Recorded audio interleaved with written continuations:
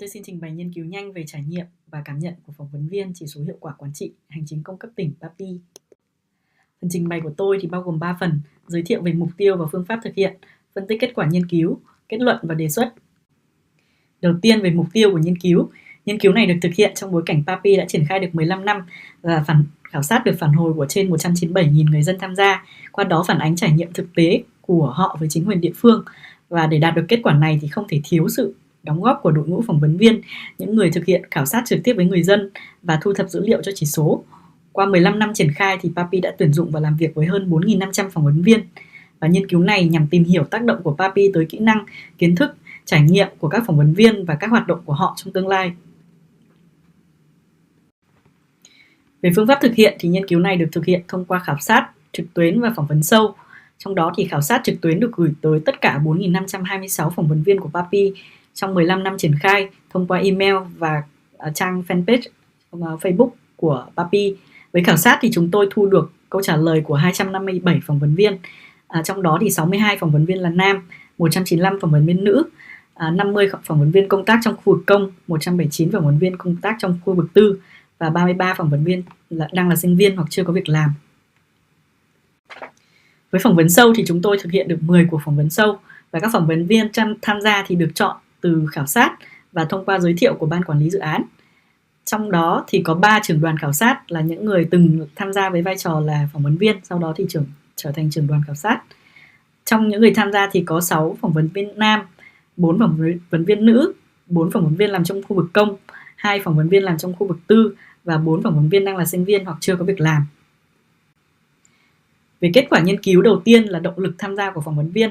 Thì các phỏng vấn viên đánh giá trải nghiệm là yếu tố quan trọng nhất để họ quyết định tham gia Papi với mức điểm 8,19 trên thang điểm 10 theo mức độ tăng dần về độ quan trọng.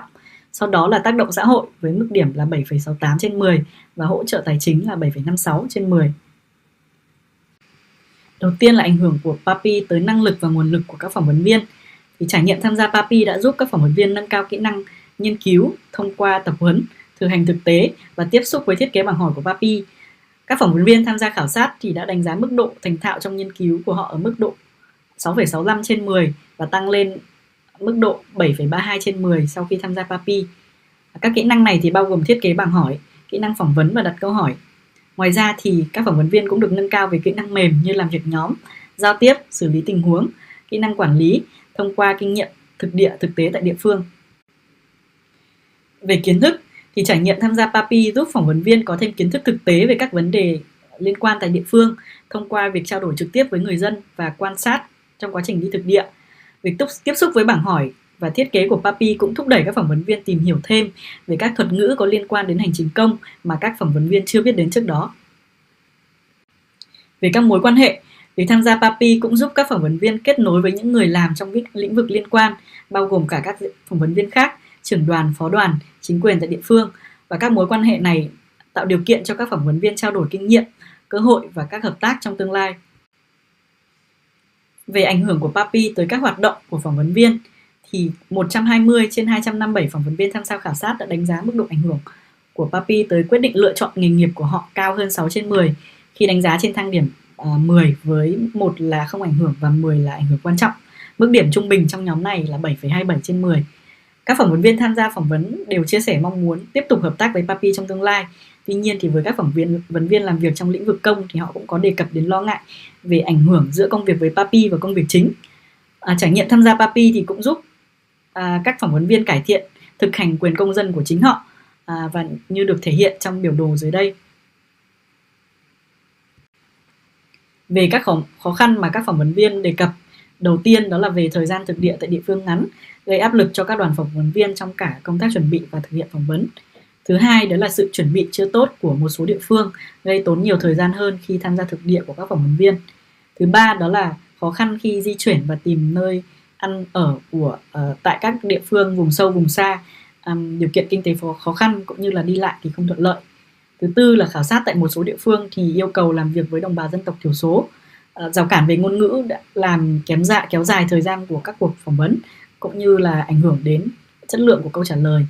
Và cuối cùng đó là một số phỏng vấn viên đề cập đến khó khăn khi không tự tin với kỹ năng của mình trong những lần tham gia đầu tiên.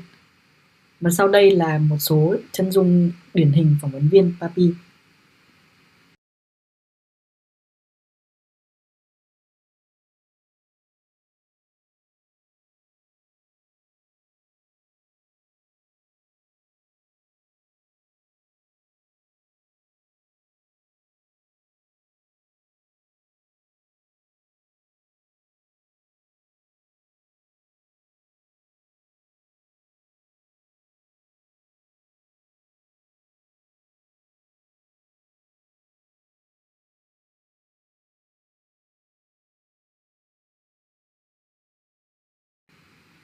Về kết luận và đề xuất, nghiên cứu đã cho thấy trải nghiệm làm việc với Papi cung cấp kỹ năng nghiên cứu, kỹ năng mềm, các kiến thức thực tế liên quan tới Papi và các mối quan hệ cho các phỏng vấn viên. Nghiên cứu cũng chỉ ra nhiều phỏng vấn viên mong muốn tiếp tục hợp tác với Papi ở các vai trò khác nhau trong tương lai, không chỉ trong việc thu thập dữ liệu. Qua đó thì tôi đề xuất đầu tiên là tiếp tục nghiên cứu sâu hơn về ảnh hưởng tham gia Papi với nhóm phỏng vấn viên đang làm việc trong bộ máy nhà nước. Bởi đây là nhóm phỏng vấn viên có thể áp dụng trực tiếp trải nghiệm của họ với Papi vào công việc liên quan. Đây cũng là nhóm các phỏng vấn viên đã chia sẻ băn khoăn của họ khi vừa làm việc cho bộ máy nhà nước và vừa cộng tác với Papi. Đề xuất thứ hai đó là tiếp tục làm việc với các phỏng vấn viên để lên ý tưởng và tổ chức các hoạt động giữa Papi và phỏng vấn viên sau khi hoàn thành việc thu thập dữ liệu, tạo thêm các cơ hội cho các phỏng vấn viên quan tâm tới các lĩnh vực của Papi. Bởi những quan sát của các phỏng vấn viên trong quá trình thực địa sẽ rất là hữu ích trong việc xây dựng các giải pháp liên quan trong tương lai. Cuối cùng, tôi xin chân thành cảm ơn 257 phỏng vấn viên đã điền khảo sát trực tuyến và 10 phỏng vấn viên tham gia phỏng vấn sâu và chia sẻ về trải nghiệm với Papi.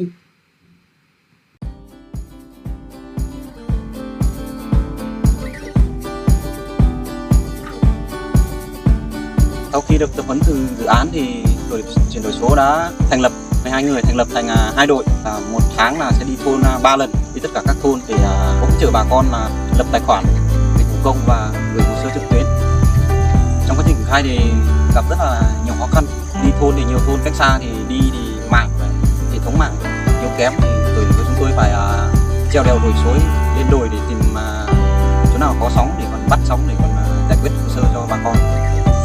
Khi chưa có tổ chuyển đổi số thì người dân này gặp rất nhiều khó khăn. Nhiều thôn là cách xa trung tâm xã hơn 30 cây thì việc đi lại mất rất nhiều thời gian xuống xã. Đôi khi xuống thì lại không gặp cán bộ một cửa của xã thì sẽ là mất hẳn buổi công lại quay về. Mô hình dịch vụ công lưu động thì tôi đánh giá rất là tuyệt vời. Có cái mô hình này thì sẽ rút ngắn cái thời gian bà con đi lại, giúp cho bà con chỉ ngồi ở nhà thôi cũng có thể gửi hồ sơ được. Có những cái người dân ở thôn Ca Trung ra đến xã là cái thôn xa nhất thì tổ chuyển đổi số của xã cũng đã hướng dẫn trực tiếp tại thôn là làm hồ sơ tại nhà và từ đó ra đến xã thì nhận kết quả thôi. Đây là một cái cơ hội và cái kết quả rất là hữu ích cho tổ chuyển đổi số xã đi làm, với lại là người dân là người trực tiếp hưởng lợi rất là thuận lợi. Trong 6 tháng từ tháng 6 đến tháng 11 năm 2023 thì chuyển đổi số đã đạt được trong nguyên thì đạt được hơn 412 hồ sơ. Trong đó thì những thủ tục chính là đăng ký khai tử, đăng ký khai sinh và đăng ký thoát nghèo, rồi đăng ký gia đình văn hóa. Ủy ban xã cũng ban hành một cái thông báo danh sách của 2 tổ ATM di động của xã hỗ trợ người dân trong cái việc thực hiện dịch vụ hành chính công và gửi về cho các thôn để các đồng chí trưởng thôn thông báo thường xuyên trên loa truyền thanh của thôn. Đồng thời là các cái thành viên của tổ công nghệ số cộng đồng thôn có trách nhiệm là tuyên truyền đến người dân bằng nhiều hình thức, gặp trao đổi trực tiếp rồi là bằng những hình thức thuận lợi nhất để người dân biết rằng là hiện nay có 2 cái tổ ATM này hỗ trợ cho người dân. Thế thì khi mà người dân ở bất kể một thôn nào trong cái nhóm là cái tổ này phụ trách ấy, có nhu cầu gửi hồ sơ thì họ sẽ gọi điện trực tiếp cho trưởng thôn hoặc gọi điện trực tiếp cho cái tổ trưởng hoặc là thành viên trong tổ. Thế khi mà nhận được các cái cuộc điện thoại như thế thì tổ cũng ngay lập tức là cử người dân đến tận cử thành viên của tổ ATM đến tận gia đình của người dân để hướng dẫn cho người dân gửi hồ sơ trực tuyến và thực hiện các cái dịch vụ mà người dân mong muốn. Qua một năm triển khai dự án thì tôi đã nhận được công việc là triển khai dự án ngoài cái sức hoạt động, ngoài cái sức lực lượng chúng tôi từ những cái mà người dân còn nhiều cái bỡ ngỡ và thậm chí có những người ta còn không hợp tác để thực hiện dịch vụ công trực tuyến, mà sau khi được tập huấn, được triển khai được hỗ trợ thì điều đầu tiên đó là thay đổi nhận thức của người dân. Đến bây giờ nhiều người dân đã thực hiện hàng loạt cái việc gửi hồ sơ trực tuyến trên cổng dịch vụ công.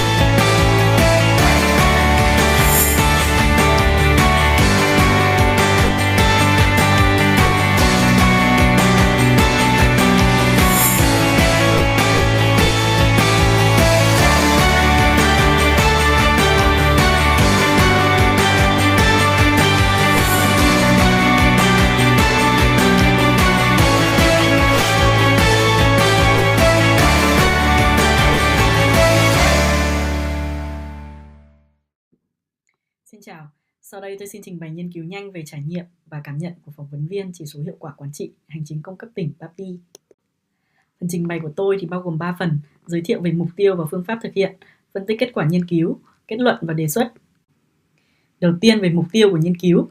Nghiên cứu này được thực hiện trong bối cảnh Papi đã triển khai được 15 năm và khảo sát được phản hồi của trên 197.000 người dân tham gia, qua đó phản ánh trải nghiệm thực tế của họ với chính quyền địa phương. Và để đạt được kết quả này thì không thể thiếu sự đóng góp của đội ngũ phỏng vấn viên, những người thực hiện khảo sát trực tiếp với người dân và thu thập dữ liệu cho chỉ số. Qua 15 năm triển khai thì Papi đã tuyển dụng và làm việc với hơn 4.500 phỏng vấn viên. Và nghiên cứu này nhằm tìm hiểu tác động của Papi tới kỹ năng, kiến thức, trải nghiệm của các phỏng vấn viên và các hoạt động của họ trong tương lai. Về phương pháp thực hiện thì nghiên cứu này được thực hiện thông qua khảo sát trực tuyến và phỏng vấn sâu. Trong đó thì khảo sát trực tuyến được gửi tới tất cả 4.526 phỏng vấn viên của Papi trong 15 năm triển khai thông qua email và trang fanpage Facebook của Papi. Với khảo sát thì chúng tôi thu được câu trả lời của 257 phỏng vấn viên. Trong đó thì 62 phỏng vấn viên là nam, 195 phỏng vấn viên nữ, 50 phỏng vấn viên công tác trong khu vực công, 179 phỏng vấn viên công tác trong khu vực tư và 33 phỏng vấn viên đang là sinh viên hoặc chưa có việc làm. Với phỏng vấn sâu thì chúng tôi thực hiện được 10 cuộc phỏng vấn sâu và các phỏng vấn viên tham gia thì được chọn từ khảo sát và thông qua giới thiệu của ban quản lý dự án. Trong đó thì có 3 trưởng đoàn khảo sát là những người từng tham gia với vai trò là phỏng vấn viên, sau đó thì trở thành trưởng đoàn khảo sát. Trong những người tham gia thì có 6 phỏng vấn viên nam, 4 phỏng vấn viên nữ, 4 phỏng vấn viên làm trong khu vực công, 2 phỏng vấn viên làm trong khu vực tư và 4 phỏng vấn viên đang là sinh viên hoặc chưa có việc làm. Về kết quả nghiên cứu, đầu tiên là động lực tham gia của phỏng vấn viên. Thì các phỏng vấn viên đánh giá trải nghiệm là yếu tố quan trọng nhất để họ quyết định tham gia Papi. với mức điểm 8,19 trên thang điểm 10 theo mức độ tăng dần về độ quan trọng. Sau đó là tác động xã hội với mức điểm là 7,68 trên 10 và hỗ trợ tài chính là 7,56 trên 10. Đầu tiên là ảnh hưởng của Papi tới năng lực và nguồn lực của các phỏng vấn viên. Thì trải nghiệm tham gia Papi đã giúp các phỏng vấn viên nâng cao kỹ năng nghiên cứu thông qua tập huấn, thực hành thực tế và tiếp xúc với thiết kế bảng hỏi của Papi. Các phỏng vấn viên tham gia khảo sát thì đã đánh giá mức độ thành thạo trong nghiên cứu của họ ở mức độ 6,65 trên 10 và tăng lên mức độ 7,32 trên 10 sau khi tham gia Papi. Các kỹ năng này thì bao gồm thiết kế bảng hỏi, kỹ năng phỏng vấn và đặt câu hỏi. Ngoài ra thì các phỏng vấn viên cũng được nâng cao về kỹ năng mềm như làm việc nhóm, giao tiếp, xử lý tình huống, kỹ năng quản lý thông qua kinh nghiệm thực tế tại địa phương. Về kiến thức thì trải nghiệm tham gia Papi giúp phỏng vấn viên có thêm kiến thức thực tế về các vấn đề liên quan tại địa phương thông qua việc trao đổi trực tiếp với người dân và quan sát trong quá trình đi thực địa. Việc tiếp xúc với bảng hỏi và thiết kế của Papi cũng thúc đẩy các phỏng vấn viên tìm hiểu thêm về các thuật ngữ có liên quan đến hành chính công mà các phỏng vấn viên chưa biết đến trước đó. Về các mối quan hệ, việc tham gia Papi cũng giúp các phỏng vấn viên kết nối với những người làm trong lĩnh vực liên quan, bao gồm cả các phỏng vấn viên khác, trưởng đoàn, phó đoàn, chính quyền tại địa phương, và các mối quan hệ này tạo điều kiện cho các phỏng vấn viên trao đổi kinh nghiệm, cơ hội và các hợp tác trong tương lai. Về ảnh hưởng của Papi tới các hoạt động của phỏng vấn viên thì 120 trên 257 phỏng vấn viên tham gia khảo sát đã đánh giá mức độ ảnh hưởng của Papi tới quyết định lựa chọn nghề nghiệp của họ cao hơn 6 trên 10 khi đánh giá trên thang điểm 10 với 1 là không ảnh hưởng và 10 là ảnh hưởng quan trọng. Mức điểm trung bình trong nhóm này là 7,27 trên 10. Các phỏng vấn viên tham gia phỏng vấn đều chia sẻ mong muốn tiếp tục hợp tác với Papi trong tương lai. Tuy nhiên thì với các phỏng vấn viên làm việc trong lĩnh vực công thì họ cũng có đề cập đến lo ngại về ảnh hưởng giữa công việc với Papi và công việc chính. Trải nghiệm tham gia Papi thì cũng giúp các phỏng vấn viên cải thiện thực hành quyền công dân của chính họ và như được thể hiện trong biểu đồ dưới đây.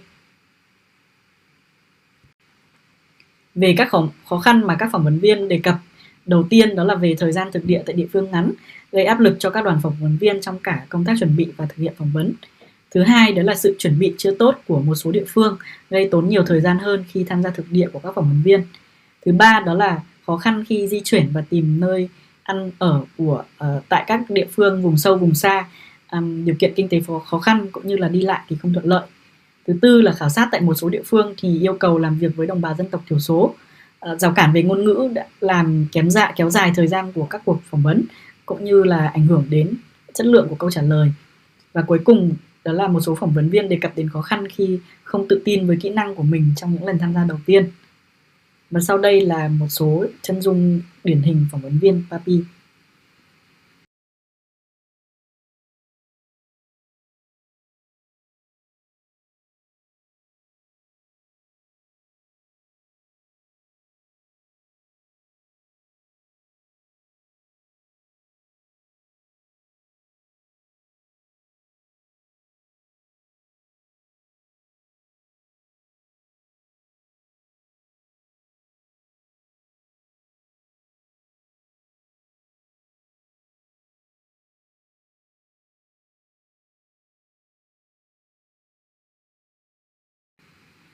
Về kết luận và đề xuất, nghiên cứu đã cho thấy trải nghiệm làm việc với Papi cung cấp kỹ năng nghiên cứu, kỹ năng mềm, các kiến thức thực tế liên quan tới Papi và các mối quan hệ cho các phỏng vấn viên. Nghiên cứu cũng chỉ ra nhiều phỏng vấn viên mong muốn tiếp tục hợp tác với Papi ở các vai trò khác nhau trong tương lai, không chỉ trong việc thu thập dữ liệu. Qua đó thì tôi đề xuất đầu tiên là tiếp tục nghiên cứu sâu hơn về ảnh hưởng tham gia Papi với nhóm phỏng vấn viên đang làm việc trong bộ máy nhà nước, bởi đây là nhóm phỏng vấn viên có thể áp dụng trực tiếp trải nghiệm của họ với Papi vào công việc liên quan. Đây cũng là nhóm các phỏng vấn viên đã chia sẻ băn khoăn của họ khi vừa làm việc cho bộ máy nhà nước và vừa cộng tác với Papi. Đề xuất thứ hai đó là tiếp tục làm việc với các phỏng vấn viên để lên ý tưởng và tổ chức các hoạt động giữa Papi và phỏng vấn viên sau khi hoàn thành việc thu thập dữ liệu, tạo thêm các cơ hội cho các phỏng vấn viên quan tâm tới các lĩnh vực của Papi, bởi những quan sát của các phỏng vấn viên trong quá trình thực địa sẽ rất là hữu ích trong việc xây dựng các giải pháp liên quan trong tương lai. Cuối cùng, tôi xin chân thành cảm ơn 257 phỏng vấn viên đã điền khảo sát trực tuyến và 10 phỏng vấn viên tham gia phỏng vấn sâu và chia sẻ về trải nghiệm với Papi.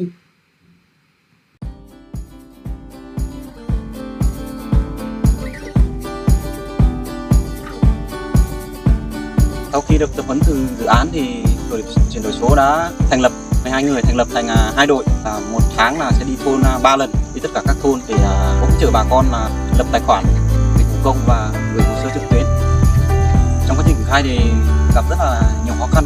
Đi thôn thì nhiều thôn cách xa thì mạng hệ thống mạng yếu kém thì chúng tôi phải treo đèo đồi suối lên đồi để tìm chỗ nào có sóng để còn bắt sóng để còn giải quyết hồ sơ cho bà con. Khi chưa có tổ chuyển đổi số thì người dân này gặp rất nhiều khó khăn. Nhiều thôn là cách xa trung tâm xã hơn 30 cây thì việc đi lại mất rất nhiều thời gian xuống xã. Đôi khi xuống thì lại không gặp cán bộ một cửa của xã thì sẽ là mất buổi công lại quay về. Mô hình dịch vụ công lưu động thì tôi đánh giá rất là tuyệt vời. Có cái mô hình này thì sẽ rút ngắn cái thời gian bà con đi lại, giúp cho bà con chỉ ngồi ở nhà thôi cũng có thể gửi hồ sơ được. Có những cái người dân ở thôn Ca Trung ra đến xã là cái thôn xa nhất thì tổ chuyển đổi số của xã cũng đã hướng dẫn trực tiếp tại thôn là làm hồ sơ tại nhà, và từ đó ra đến xã thì nhận kết quả thôi. Đấy là một cái cơ hội và cái kết quả rất là hữu ích cho tổ chuyển đổi số của xã đi làm, với lại là người dân là người trực tiếp lợi rất là thuận lợi. Trong 6 tháng từ tháng 6 đến tháng 11 năm 2023 thì chuyển đổi số đã đạt được trong nguyên thì đạt được hơn 412 hồ sơ. Trong đó thì những thủ tục chính là đăng ký khai tử, đăng ký khai sinh và đăng ký thoát nghèo, rồi đăng ký gia đình văn hóa. Ủy ban xã cũng ban hành một cái thông báo danh sách của 2 tổ ATM di động của xã, hỗ trợ người dân trong cái việc thực hiện dịch vụ hành chính công và gửi về cho các thôn để các đồng chí trưởng thôn thông báo thường xuyên trên loa truyền thanh của thôn. Đồng thời là các cái thành viên của tổ công nghệ số cộng đồng của thôn có trách nhiệm là tuyên truyền đến người dân bằng nhiều hình thức, làm trong một trực tiếp rồi là bằng những hình thức thuận lợi nhất để người dân biết rằng là hiện nay có 2 cái tổ ATM này hỗ trợ cho người dân. Thế thì khi mà người dân ở bất kể của thôn nào trong cái nhóm là cái tổ này phụ trách ấy, có nhu cầu gửi hồ sơ thì họ sẽ gọi điện trực tiếp cho trưởng thôn hoặc gọi điện trực tiếp cho cái tổ trưởng hoặc là thành viên trong tổ. Thế thì khi mà nhận được các cái cuộc điện thoại như thế thì tổ cũng ngay lập tức là cử người dân đến tận cử thành viên của tổ ATM đến tận gia đình của người dân để hướng dẫn cho người dân gửi hồ sơ trực tuyến và thực hiện các cái dịch vụ mà người dân mong muốn. Qua 1 năm triển khai dự án thì tôi đã nhận được công việc là triển khai dự án ngoài cái sức hoạt động, ngoài cái sức lực lượng chúng tôi từ những cái mà người dân còn nhiều cái bỡ ngỡ và thậm chí có những người còn không hợp tác để thực hiện dịch vụ công trực tuyến, mà sau khi được phỏng vấn, được triển khai, được hỗ trợ thì điều đầu tiên đó là sự thay đổi nhận thức của người dân.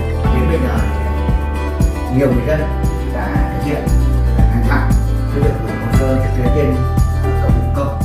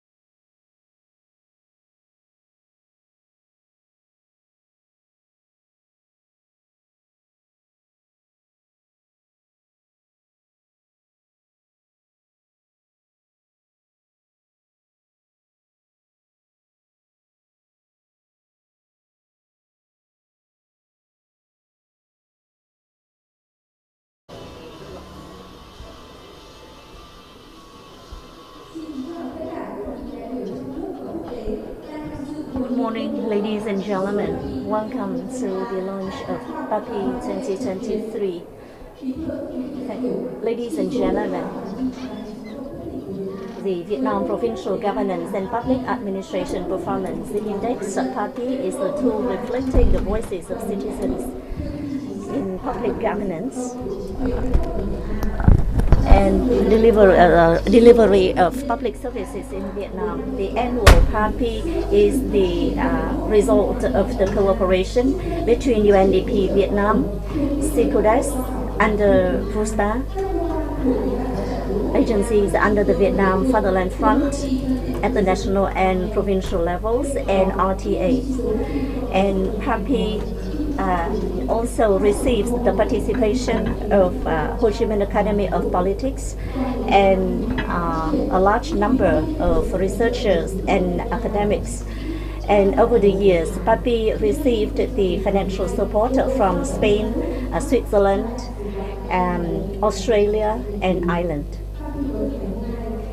And Papi has also received the support from more than 200,000 Vietnamese citizens since 2009 who were sharing their actual experience from their interactions with the public service, public sector officials. And today, the 2nd of April 2024, the participants are joining this official launch of Papi 2023.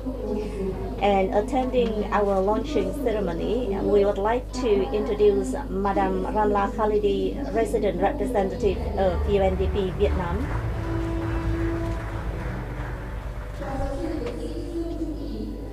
Associate Professor Dr. Dương Trung Ý, Vice President of the Ho Chi Minh National Academy of Politics. His Excellency Mr. Andrew Holetzinowski, Australian Ambassador to Vietnam. Her Excellency Deidra Ni Phan Luin, Irish Ambassador to Vietnam.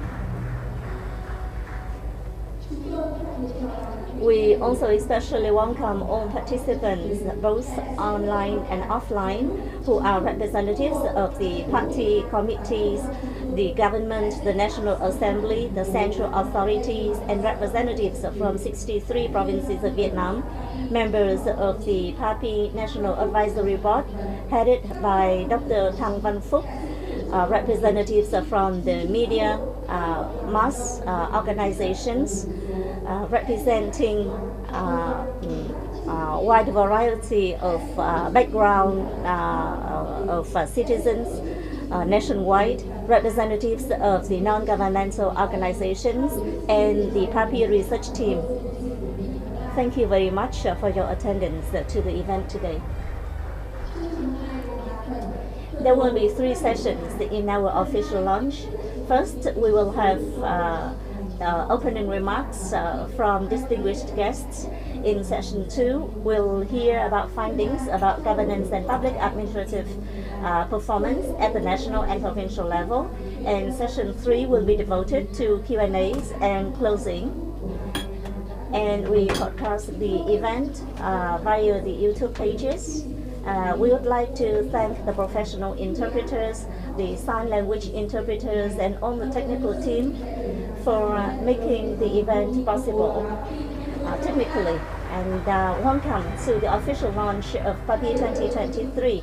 And to start with our agenda today, I would like to invite Ms. Ramla Khalidi, Resident Representative of UNDP Vietnam, with the opening remarks.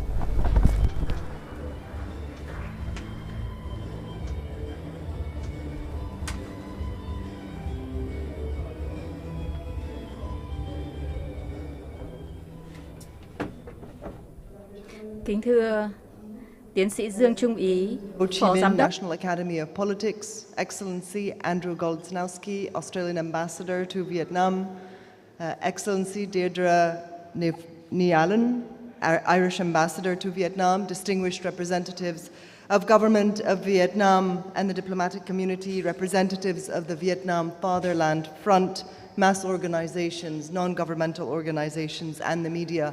Ladies and gentlemen, good morning. Welcome to the launch of the 2023 Papi report. Today we mark 15-year anniversary.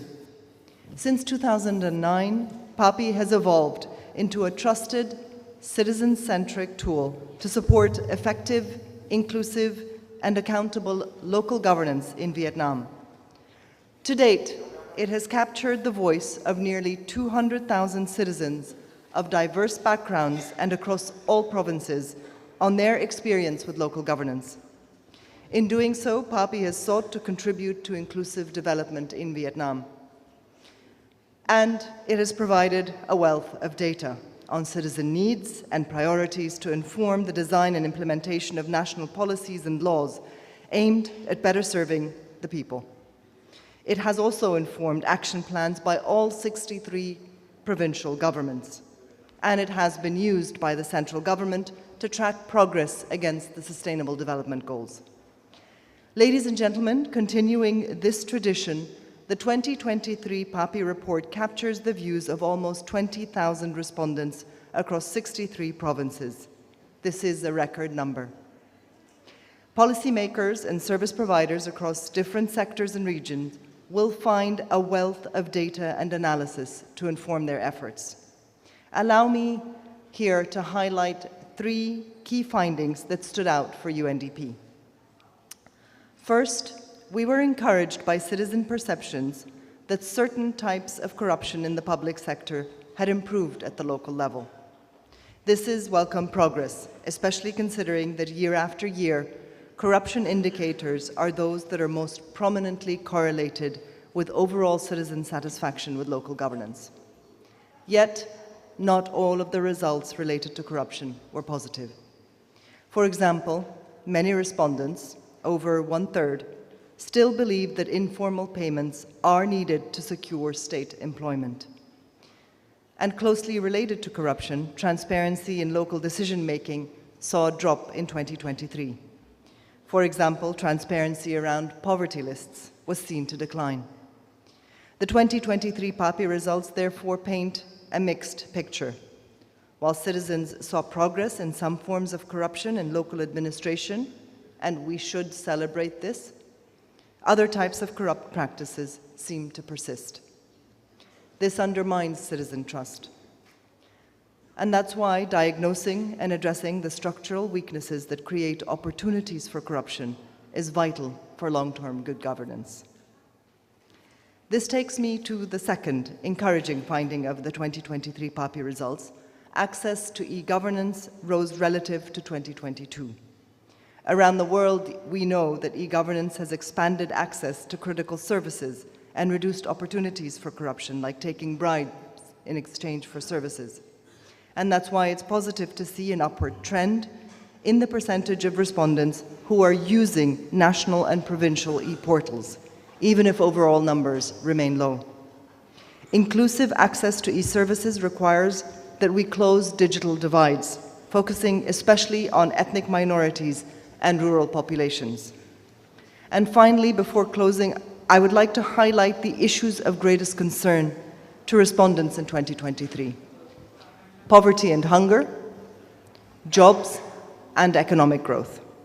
These concerns suggest that while the country continues to achieve impressive economic growth, many Vietnamese are worried about their socioeconomic well-being, about their future. They worry they may be left behind.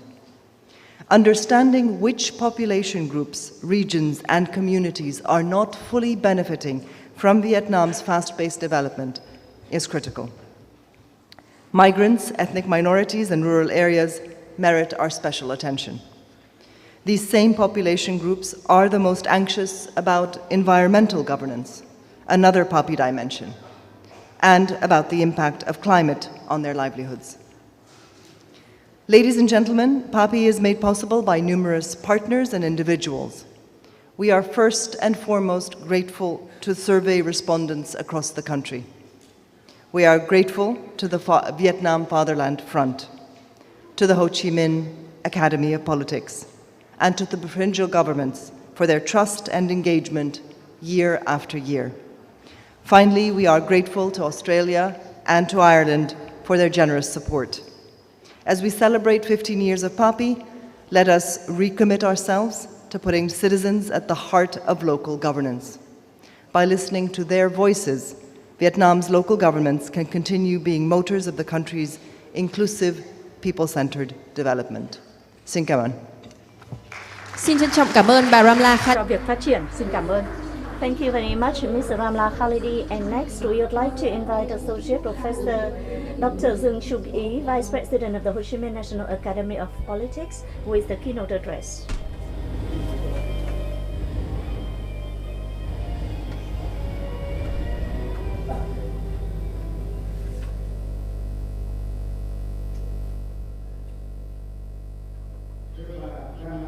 Ms. Ramla Khalidi, Resident Representative, UNDP Vietnam. Your Excellencies, ambassadors from embassies, distinguished guests from international organizations in Vietnam, representatives from central agencies and provincial authorities, ladies and gentlemen. Today, I'm very honored to represent the Ho Chi Minh National Academy of Politics to attend the official launch of Papi 2023. And this year's launch of Papi 2023 is even more special than similar events in previous years because it marks the 15-year journey of evolution and development of Papi. And first of all, I'd like to thank the UNDP and the organizers of the event for inviting me to attend this very important event.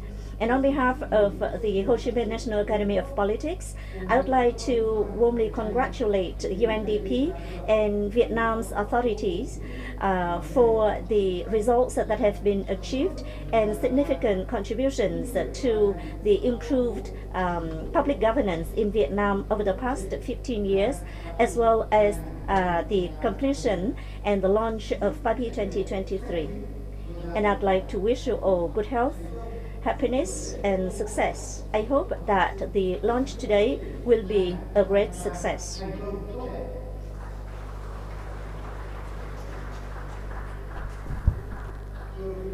Ladies and gentlemen,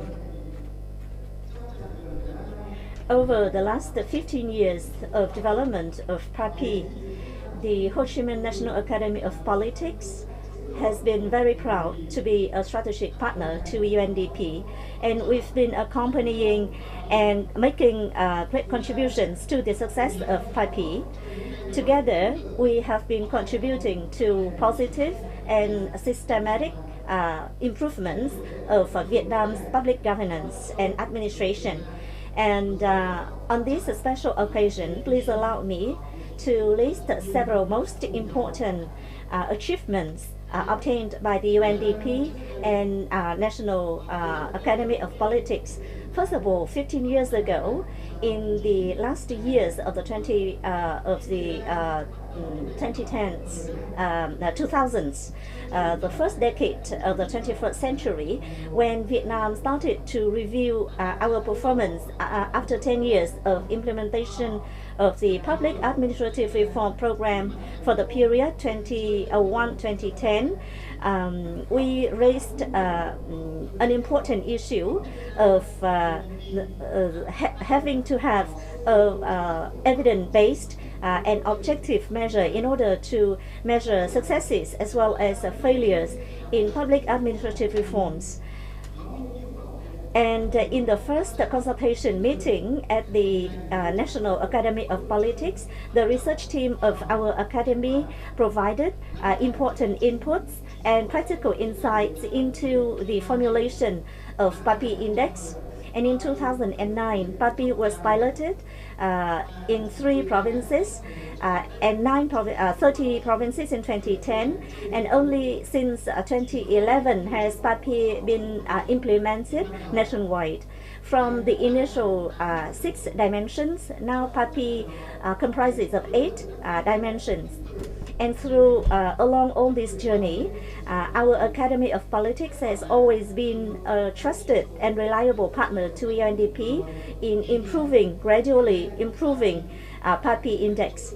And from an index which received a lot of suspicion and doubts, as of to date, Papi has confirmed its very important position in policy advocacy and policy work in Vietnam. And it has received great attention from the senior leadership and management of the government, central government and provincial authorities, as well as international organizations. And your presence today also demonstrates the high level of interest being paid to Papi.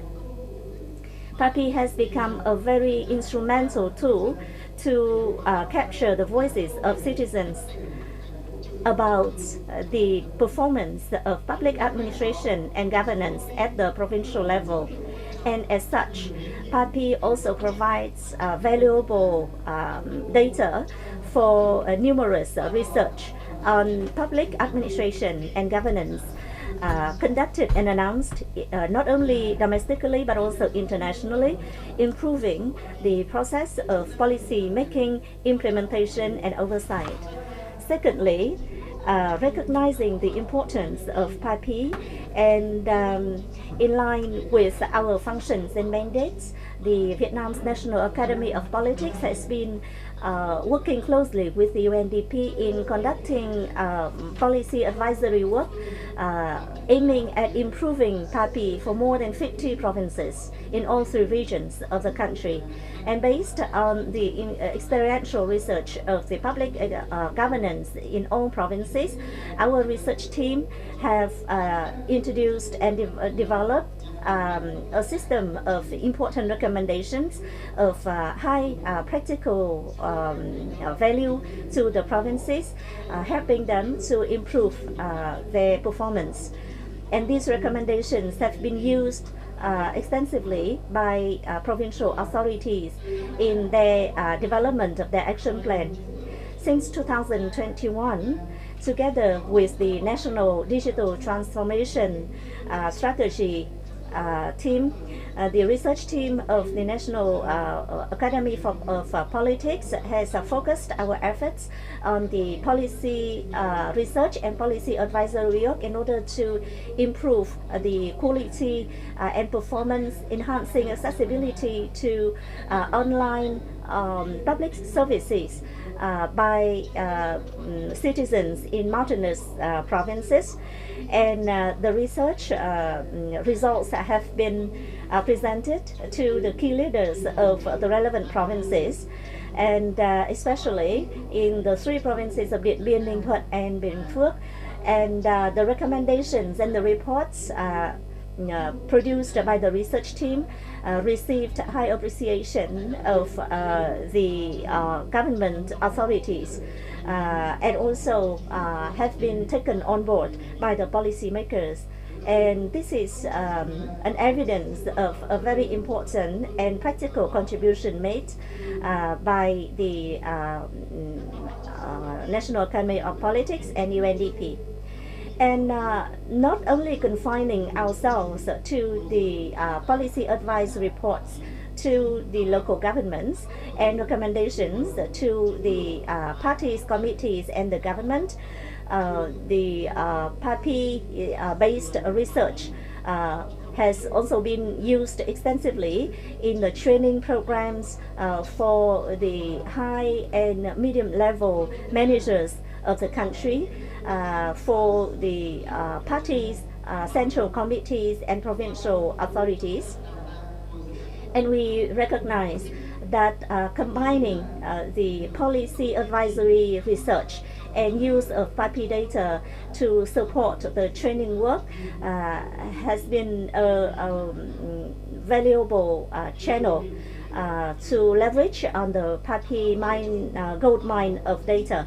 Ladies and gentlemen, as part of the efforts of the political systems in Vietnam in order to further improve and strengthen the government of integrity and action, to develop a modern professional public service with high efficiency and effectiveness, we are now witnessing the stronger and stronger role of the voices and the feedbacks from the citizens, from the business community about the performance of the public sector. Very objective indices, including Papi, PCI, or the PAR index, on the one hand, serve as very important basis for assessing the actual performance of the government agencies and the public service. And on the other hand, they also provide very important insights and recommendations for Vietnam to further improve our legislations and policy. And looking at the achievements obtained between Ho Chi Minh Academy and UNDP in the last 15 years, we can be firmly confident that we have been on the right track and have been making significant contributions to the policy making and implementation of the country's legislations and policy. And I believe that the close coordination among the parties in conducting research and policy advice based on Papi will make further positive contributions to enhance the public administrative performance and governance at the local levels. And this will help improve the satisfaction of our citizens to the performance of the public service. And this evolution aligns with the objectives and the nature of the social regimes that we are developing, which is a state for the people, by the people, and of the people. Ladies and gentlemen, I would like to finally extend my sincerest gratitude to the UNDP, the embassies, on behalf of the governments for their continued support to Papi. I wish you all good health and success. And I hope the event today will be a great success. Thank you very much. Thank you very much, Associate Professor Dr. Dương Trung Ý. Next, we would like to invite Mr. Andrew Wolecki, Australian Ambassador to Vietnam, with his remarks. The floor is for you, Ambassador.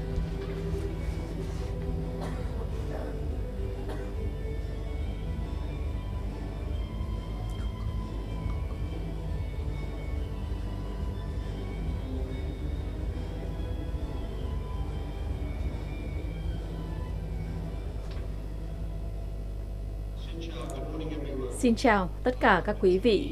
Kính thưa tiến sĩ Dương Trung Ý. Pauline, colleagues from the Diplomatic Corps, from the Fatherland Front, Ho Chi Minh Political Academy, the central government of Vietnam, and of course all the provincial officials who are here. It's a great pleasure and honor to be invited to be here to speak on this important occasion.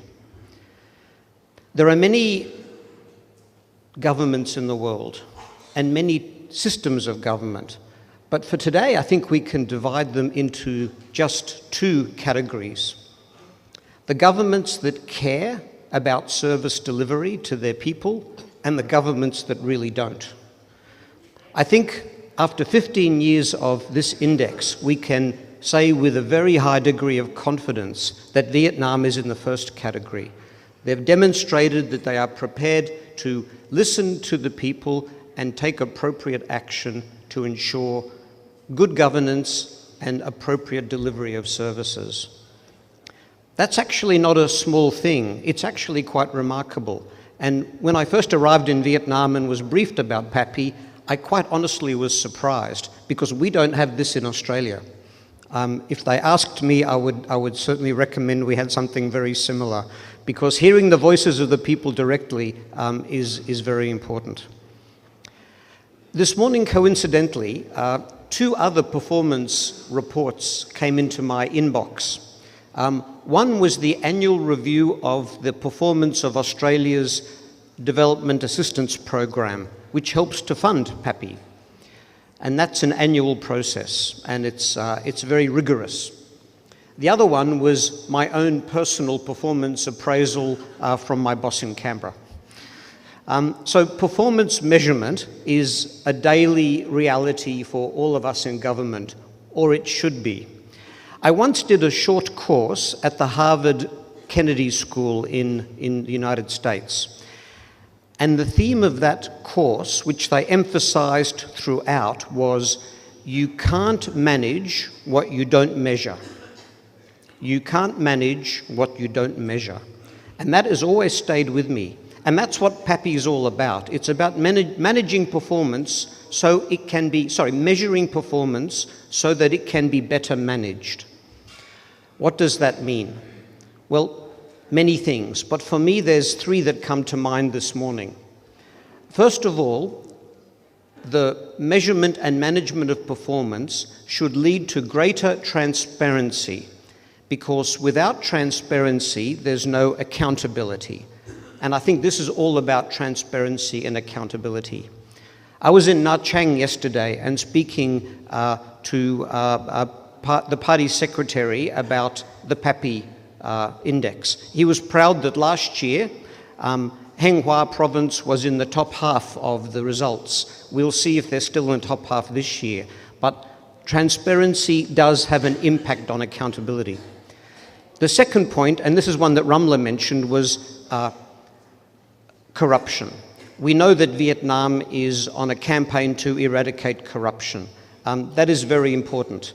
I hope that these results also lead to closer scrutiny of the structural reasons for corruption in Vietnam and the root causes, because they can be addressed not only through prosecutorial action, but also through reform measures. And I know that the Ho Chi Minh Political Academy is undertaking a very ambitious review of reform measures in Vietnam, as we heard in this room just a few weeks ago. The third observation I would make, transparency, corruption. The third one, and I'm trying to think what I had in my mind, and it will come to me in a moment.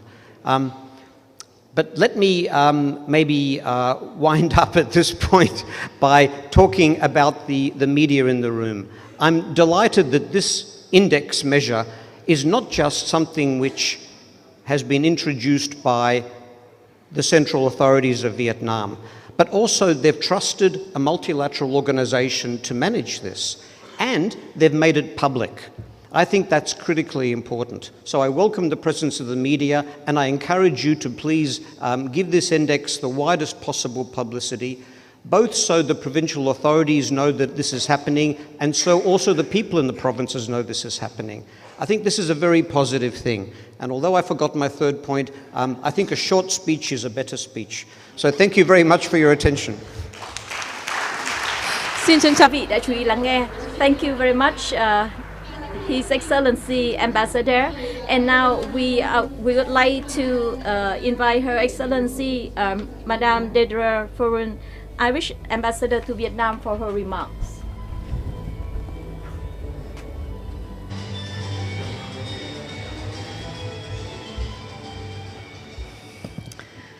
Good morning.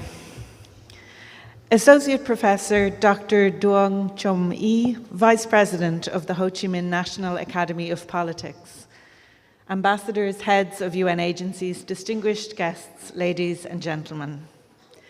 It's a real honor for me to address you here at the launch of today's Papi Index for 2023. This is the first such launch that I've had the privilege of attending since I took up post as Ireland's ambassador to Vietnam last year, and I'm really pleased that Ireland supports this project. Today's event is an important gathering of international and national experts, officials, and stakeholders to discuss issues critical to Vietnam's development. The Papi team has reached almost 20,000 respondents across all 63 provinces, a truly remarkable achievement, and I commend them for that. The insights this provides to policymakers, development partners and researchers really are priceless. I'm struck, as Ambassador Andrews said, that there are few resources like Papi anywhere in the world, including in Ireland. It's a unique temperature check on public service delivery and public perceptions, and a way to highlight progress and challenges to help inform policy and action. Ireland has been co-funding Papi for a number of years within the framework of A Better World, our policy for international development. Reaching the furthest behind first is a core principle of our development work. This is why we strive to reach those who are most marginalized in Vietnam, including isolated communities and ethnic minorities. It is clear from the survey this year that livelihoods, poverty and hunger remain key issues of concern for citizens. It's more important than ever that all members of society, especially ethnic minorities and rural communities, benefit from Vietnam's rapid socio-economic development to ensure that no one is left behind. It is also imperative that these communities are included and can see themselves reflected in their representatives. Ireland particularly welcomes Papi's focus on women, people with disabilities, and the LGBTI+ community, and is delighted to commit to funding for interventions that aim to increase the participation of these groups. Last year, for example, we were delighted to support a workshop focusing on legal frameworks for the rights of transgender people, organised by UNDP and the Ministry of Justice. Ladies and gentlemen, all communities should be empowered to participate in decision-making, and this requires transparency. Transparency is key to effective governance, allowing citizens to engage with important public policy issues. The survey unfortunately shows a decline in transparency in relation to commune budgets and expenditure and in relation to poverty lists. Fewer citizens were also informed about local land plans or invited to provide comments on draft plans. The payment of bribes for land use certificates is still widespread. E-governance has real potential to drive improvements in transparency and to improve access to information and services. Widespread access to the internet has been transformational, but it's clear that there are larger gaps opening up between urban and rural residents. Papi initiatives have sought to improve access to public administrative services, particularly for people in remote and ethnic minority areas in which Ireland has long been working. Initiatives have also worked to improve access to land information. Ladies and gentlemen, there has been real progress here, and there's clearly more work to be done. We must not simply put this data on the shelf and move on. We must realise Papi's potential. I hope that central and provincial authorities will continue to use this valuable data to drive change. Indeed, there is clearly a great willingness to utilise the Papi's findings to deliver for citizens, and I commend the provincial authorities for their receptiveness and action. I hope that Papi continues to be an important resource in the years to come. We believe that citizen feedback is essential in evaluating and improving public service delivery. Papi's position as an independent source of information on citizens' perceptions and experience really is unique. I'd like to thank UNDP and its implementing partners, including all of the respondents, the provincial and local authorities, as well as the Embassy of Australia in Vietnam and all provincial authorities for your engagement and commitment to Papi. Thank you very much. Xin trân trọng cảm ơn bà đại sứ Cộng hòa Ireland tại Việt Nam. Các quý vị, thank you very much. Your Excellency, Irish Ambassador to Vietnam. And now we will move on to the second session. First, the presentation will be made by Dr. Paul Schuler, Papi Research Team member, who will be talking about governance and public administration performance and issues of greatest concern in 2023. Dr. Paul Schuler has been with Papi since 2012. The floor is yours now, Paul. All right, great. Well, thanks, everyone. My name is Paul Schuler. I'm a professor at University of Arizona, and I've been a member of the Papi team for 8 years. And what I'm going to do today for the next 20 minutes is I'm going to talk a little bit about the findings from a national perspective. Then we're going to shift over to Professor Mileski, who's going to talk a little bit about e-governance specifically, and then Dr. Zhang is going to finish up looking at the provincial level indicators. All right, so just in terms of what I'm going to present, first I'm going to talk a little bit about the context for 2023. This is going to be important for contextualizing the results. Knowing the situation that citizens were facing as they took the survey will be important for understanding why they answered the way they did. I'll talk a little bit about the methodology that we used to construct the index. Then we're going to get into the substance of the findings. We're going to first go over some of the major changes that we've seen in the Papi indicators. And then I'm going to focus specifically on the issues of greatest concern that citizens raised that the government should address in the upcoming year. So in terms of the context, I think there's 3 important things to focus on that were important in 2023. First, it was the 3rd year of the current 2021 to 2026 government term.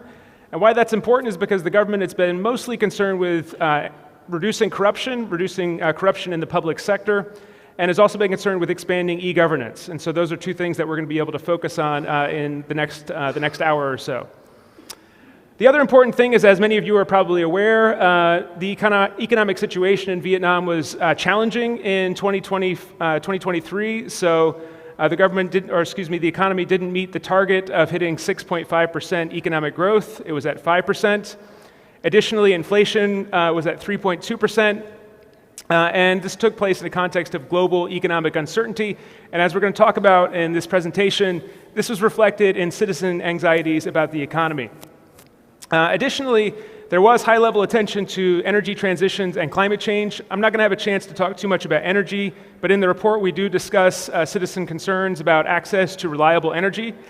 But we are going to talk a little bit about some of the challenges that citizens faced with regard to climate change, particularly in the Mekong Delta region and the north central coast. Okay, so in terms of what Papi is, it's useful to kind of get a reminder for those of you who are new to Papi about what it is that we do and how we measure governance at the provincial level. So since 2011, when we expanded the index to all 63 provinces, we've surveyed at least 180 to 200 people in every province and measured provincial governance along 6 dimensions. The first, participation at local levels. The second, transparency in local decision-making. The third, vertical accountability towards citizens.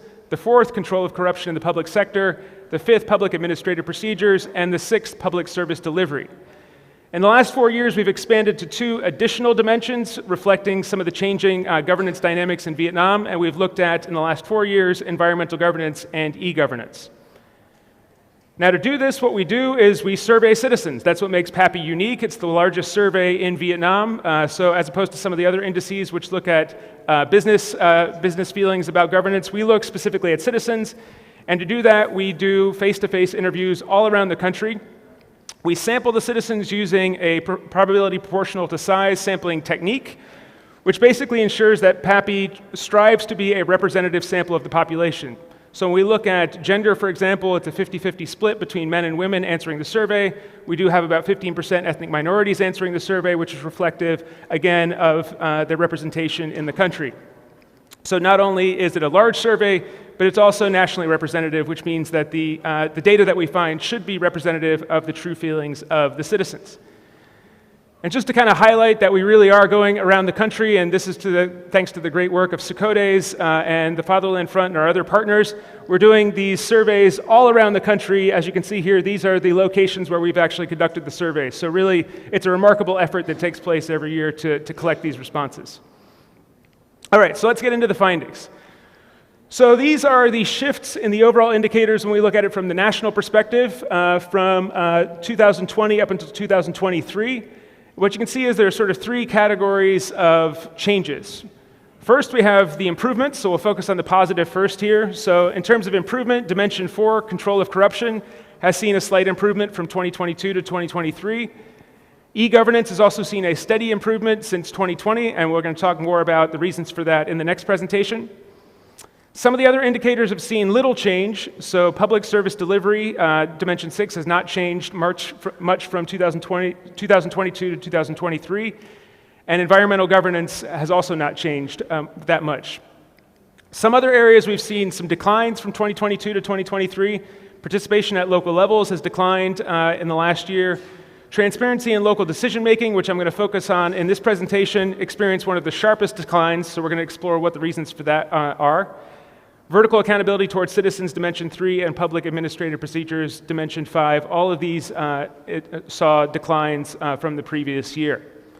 So what I'm going to do for the next few minutes is I'm going to probe more deeply into two specific dimensions. We're going to look at transparency in local decision-making because that experienced the greatest decline. And then we're also going to look at Dimension 4, control of corruption in the public sector. And the reason why we always look at control of corruption in the public sector is because consistently this is the dimension that most strongly correlates with overall citizen satisfaction with government. And so in terms of which of these indices is most important from the citizen perspective, Dimension 4 has the strongest claim to being probably the most important dimension. So we're going to look at shifts in that particular dimension. All right, so Dimension 2, as I mentioned before, we saw a pretty sharp decline. And so to explore the reasons for this, we look within each of the subdimensions that make up this dimension.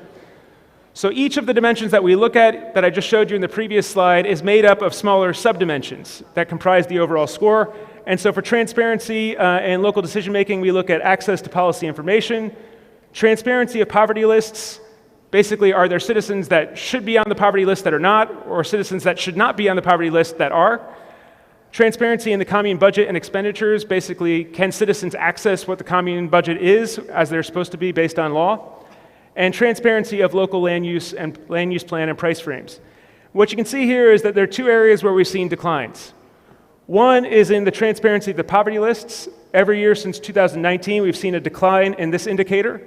And the second is transparency of the commune budget and expenditures, which saw a very sharp decline from 2022 to 2023. Now, to give you a sense of the reasons for this sharp decline in the scores, I want to show to you briefly the questions that were used to construct this particular subdimension. So in terms of the sharp decline in transparency of the commune budgets, what you can see here on the top is a question that we used to construct this index, which is basically asking citizens, in the previous year, were you able to access information about the local commune budget? And what you can see here is that there was a dramatic drop by about 8 percentage points from 2022 to 2023, where only 38.9% of people said that they were able to access the commune budget, compared to 46.8% in 2023. This is the lowest level for this particular indicator since 2017 or 2016. And so this is a pretty dramatic drop. We're not exactly sure the reasons for this, but this is something that would be useful to kind of explore during the question and answer. But this is largely the reason behind the major drop in the transparency indicator. In terms of the transparency of the poverty lists, this question asks whether or not there are households that are eligible for the poverty list that are in fact missing from the poverty list. And what you can see here is that every year since 2019, there's been a general increase in the number of people saying that there are people that should be on the poverty list that are not. Now, one of the reasons for this could be is that we can see this spike starting to occur in 2020 when there was an expansion of poverty assistance due to COVID, and it could be that as citizens are having to get assistance from the government, they're more attuned to the fact that people are not being able to access this assistance where they might have been in the past. And so this is something to pay attention to, that citizens are seeing that the poverty lists are not necessarily reflective of the people that are actually deserving of this assistance. All right, turning now to Dimension 4, looking at control of corruption in the public sector. So here, in terms of the aggregate index, we can see stability, but if you look within the index, we can see some of the indicators have improved and some of the indicators have declined. So in terms of limits on corruption in local government, limits on corruption in public services, and equity in state employment, across each of these different subdimensions, we can see slight improvements. So citizens are less likely to think that connections are required in order to get a job in the government. Citizens are also somewhat less likely to think that bribes are important for acquiring public services, which are certainly good things. On the negative side, we can see that citizens were less likely to think that provincial and national governments were serious about dealing with corruption. And so This kind of shows you some of the indicators that we use to construct this index. In terms of equity in state employment, this is this graph down here. Basically, this asks the degree to which people think it's either somewhat important or very important to have connections in order to gain a position in either the land registrar's position, justice officer, commune police, primary school position, or the People's Committee staff. And across each of these indicators, we can see that there's been a decline in the number of people who think it is important or somewhat important to have connections in order to gain access to these positions. That's a good thing. In terms of corruption as perceived by citizens with regard to public service delivery, the top question asks the degree to which people think that bribes are either, they agree that bribes are important or somewhat important in order to acquire each of these different public services. So for instance, getting better treatment from teachers, teacher favoritism, being able to access public health services, construction permit procedures. Across each of these different measures, with the exception of a few, we can see a steady downward trend since the anti-corruption campaign has begun. And so it does appear that in terms of people's experiences with petty bribery and small-scale corruption, that there has been consistent improvement. However, when we ask citizens about the degree to which they think the governments are serious about dealing with corruption, we can see a slight downward trend. Where there's been an increase since the beginning of the anti-corruption campaign and people thinking that their provincial government and the national government is serious about dealing with corruption, we can see that for the first time in the last 5 years, there's been a slight decrease in the number of people who think that the national and provincial level governments are serious about dealing with corruption. What's also important to note here is the disparity between the provincial level and the national level. Citizens are much more likely to think that the national government is serious about dealing with corruption, which perhaps makes sense given a lot of the news attention that's devoted to the anti-corruption campaign. They're much more pessimistic about the degree to which provincial governments are serious about dealing with corruption. So the difference is about 10 to 15 percentage points each year where citizens think that the provincial government is not as serious about dealing with corruption as the national government. So in general, a mixed bag with regard to anti-corruption, some improvements, some steady declines in bribery, but there are still some areas that need a consistent improvement. And so to kind of wrap up the big takeaways from the index, which is going to be explored more by Zhang in the next, one of the next presentations, transparency and effective control of corruption are two important determinants that are most closely correlated with government performance. Transparency in particular is seeing worrying declines. Corruption seems to be relatively stable, and so more effort needs to be paid to focusing on reducing transparency or improving transparency with regard to poverty lists and budget expenditures at the local level. All right, now I want to turn to a different sort of question that we look at that moves past the index, and we take advantage of the fact that we are doing this survey amongst 15,000 to 19,000 people across the country to try to ask citizens what they think the most important issue that the government should address in the upcoming year is.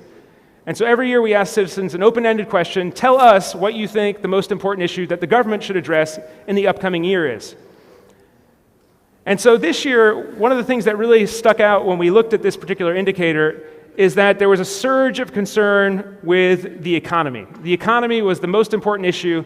As Bill Clinton used to say in the United States, where I'm from, it's the economy stupid, was sort of the quote from the United States.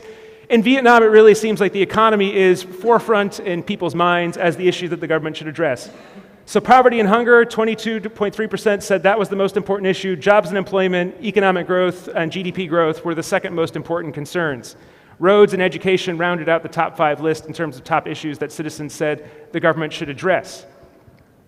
Now, in terms of the shift since 2021 in these scores, to kind of see where these indicators are moving, we can see that jobs and employment was the biggest increase, with 2.7% more people saying that jobs and employment were the top concern compared to 2021.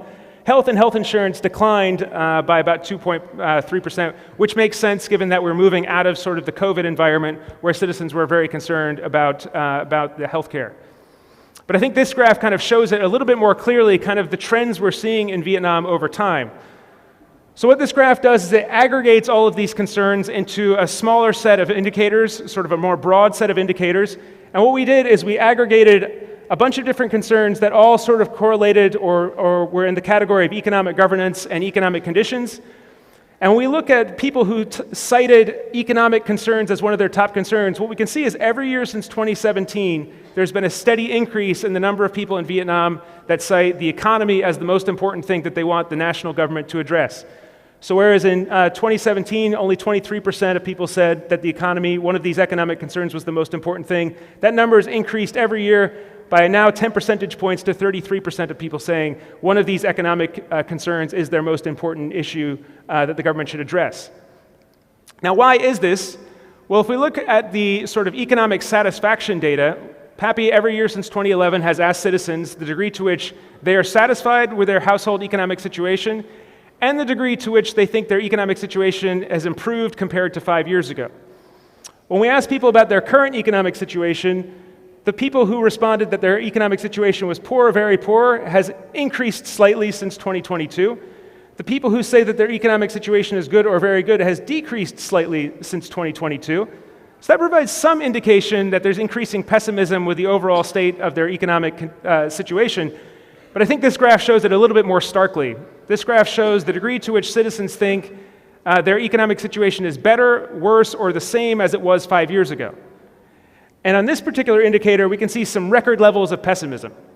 So in terms of people saying that their economic situation is worse than 5 years ago, with the exception of 2021, which was one of the worst economic years in Vietnam in the last 10 to 20 years, with the exception of that year, the most people ever said that their economic situations was worse compared to 5 years ago. We, in fact, when we asked whether their situation was better, a record low people ever in Vietnam answered that their economic situation was better than 5 years ago. So it's still the majority of people think their economic situation is better, but as you can see, since 2013, people were much more positive about the overall trajectory of their household economic situations, and that is really starting to drop off as of 2023. And so for that reason, we're starting to see more concern about jobs and employment. We're starting to see more concern about economic conditions. Now, I want to conclude here with a couple more slides just to suggest that we don't, just because citizens are concerned about the economy and are less concerned about other issues such as healthcare, where you can see there's been a dramatic drop of people concerned about healthcare, just because there's less concern about the environment as compared to some of the previous years, particularly the 2016, where there was a massive environmental disaster off the coast of Vietnam, leading to a spark of concern about environmental issues. This does not necessarily mean that the environment and these other issues aren't still important to Vietnamese citizens. And in particular, we're going to focus on the environment in the last couple slides. One of the things that we've asked citizens about is the degree to which they have faced effects of climate change in their agricultural production. And so one question that we ask is whether or not citizens experienced the salinization of their fields in the previous year, which the Prime Minister was actually just talking about today at one of his trips down to the Mekong Delta. And so we've actually asked citizens whether or not they've experienced this. In 2021, only 4.7% of people in the Mekong Delta, so this is just the Mekong Delta, which is the affected region, said that they experienced salinization in the previous year. This number jumped to 12.1% in 2022. And now in 2023, a record high of almost 13% of people said that they'd experienced salinization in their fields. In terms of the provinces that were most strongly affected, Ben Tre province, Tiên Giang, and Bạc Liêu were the provinces that were the most strongly affected by salinization. So again, just because citizens aren't responding that the environment is an important concern, they're still feeling the effects of climate change in their day-to-day lives. One other question that has broader impacts across the breadth of Vietnam is experiences with flooding. We asked citizens to the degree to which they experienced flooding in their localities in the previous year. And in 2021, 6.1% of people said they experienced flooding. That number jumped to 13.4% in 2022, and then 14.35% in this last year. And the areas that were the most strongly affected, as might make sense, are the north-central coast of Vietnam and northern Vietnam in general. And so again, citizens are focused on the economy, but they're still feeling the effects of the environment. And so these are some issues that the government obviously is going to have to address in the upcoming years. All right, so just to wrap up this very brief overview, there's more details in the report that you can use to kind of address some of these issues with more granularity. But basically, the first conclusion is that the slower growth in the first 3 quarters of 2023 impacted how citizens perceive the economy and has led more citizens to suggest that the economy is an issue that they want the government to address. With that said, there are still important concerns with the environment that are also going to be important. And I would also add, with regard to the environment, there's an additional challenge, which is that we also found in the report that citizens were increasingly concerned about the reliability of energy production. Citizens were less likely to have consistent energy production or energy access in 2023 than 2022. And so as the government tries to manage this environmental issue, there are also twin challenges that are going to be very challenging for the government with regard to trying to expand access to reliable energy across the country. All right, so I think I'll finish it there, and I'll hand it over to Professor Mileski, who will virtually beam in and discuss changes to the e-governance index. Thanks a lot. Xin cảm ơn tiến sĩ Paul Schuler. Và tiếp theo. Thank you very much, Dr. Paul Schuler. And next, we will be listening to the next presentation by Dr. Edmund Mileski on e-government. And Dr. Edmund Mileski is the professor of politics in Duke University, and he is also the major architect of Papi since 2009. And Mr. Mileski will join us online. I'm Eddie Mileski. I'm the director of Duke University Center for International Xin chào, Development. tôi là I Edmund really wish that I Mileski. could be with all of you there today in Hanoi. Unfortunately, travel plans and logistics made it impossible, but I'm glad that I'll be able to join you virtually. I know that my colleagues have already done an excellent job presenting the main results of the Public Administrative Performance Index and showing you how those have changed over time. What I want to do today is zero in on one particular aspect of that we survey in subindex 8, which is e-governance.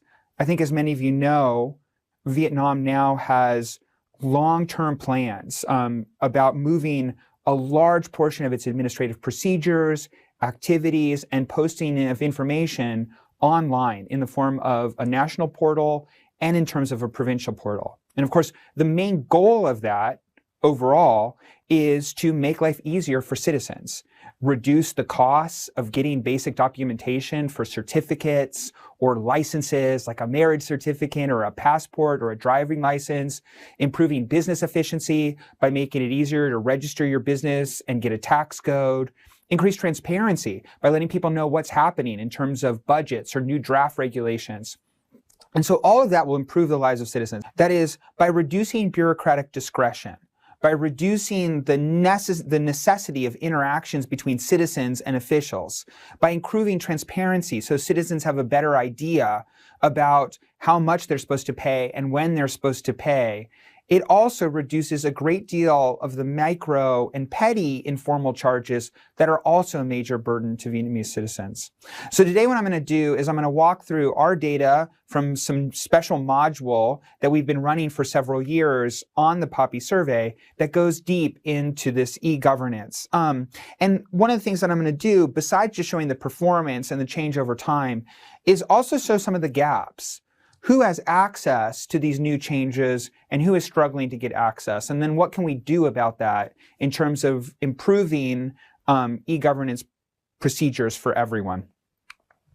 So I'm going to give you a little bit about the background and context, and I'll talk about an overall performance. Then I'm going to talk about provincial and national e-service portals. In particular, I'll talk about their level of performance and talk about those divides, and then finally sum up with some conclusions and some policy recommendations. One thing I want to make clear throughout this talk is that e-governance has been moving forward on two levels. There's the national portal, where a whole range of central activities can take place and central administrative procedures are concentrated. But at the same time, there's a connected set of local online portals that are being administered at national level cities and provinces that have different sets of administrative procedures and activities. They are connected in important ways, and so moving on one actually leads to movement on the other. But in other ways, we can look at differential performance in terms of the specific activities that people are looking at, and especially on the completion of procedures. All right, to just give background and legislative context, I mentioned that this is really important and that there are grand plans by 2030 for moving a large portion of these procedures online. So the key legislative benchmarks that you need to know are the launch of the National E-Service Portal in 2019. So a lot of times when I'm going back and looking at the time series data, I'm going to reflect on that 2019 number. In 2020, we saw the National Digital Transformation Program with goals set for 2025 and then a vision for what will be accomplished by 2030. And then this year in 2022, what shows up most in the Papi survey is decision number 6 and decree number 42, which are about improving and implementing this vision, including e-identification, e-authentication, and then later on provision of information and public services. All right, so just to start off with dimension 8, you can see this, as I said, this is the 8th dimension in the Papi survey. And as I'm sure Paul Schuler and Zong have already documented, we've seen improvements in this index over time.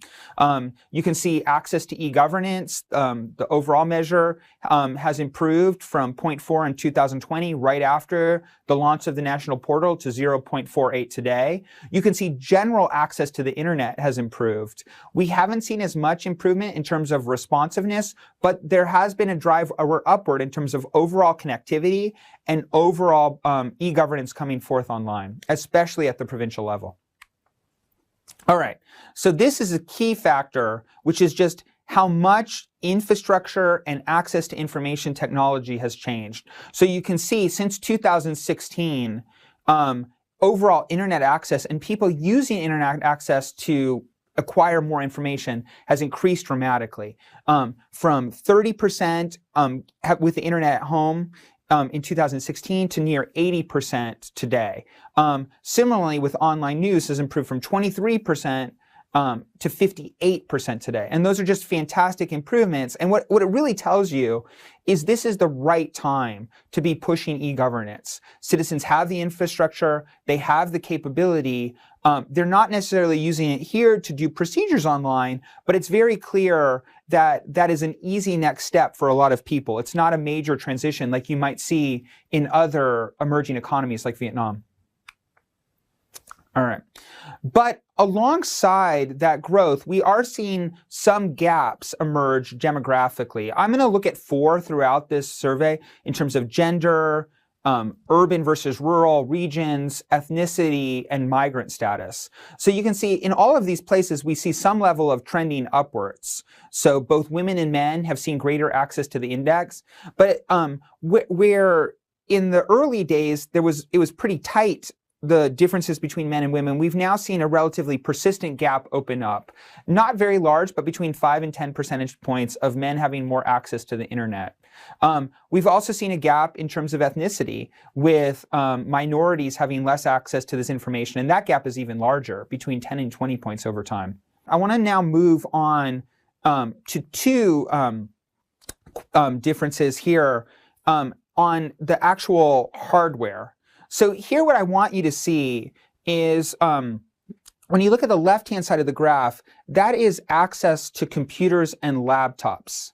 And then on the right side of the graph, you'll see smartphones. And you'll see the improvement overall on access to laptops at home has not improved as dramatically over time. It's stayed relatively flat at 40 or 50%. And the gaps there that we observe, they haven't changed very much over time.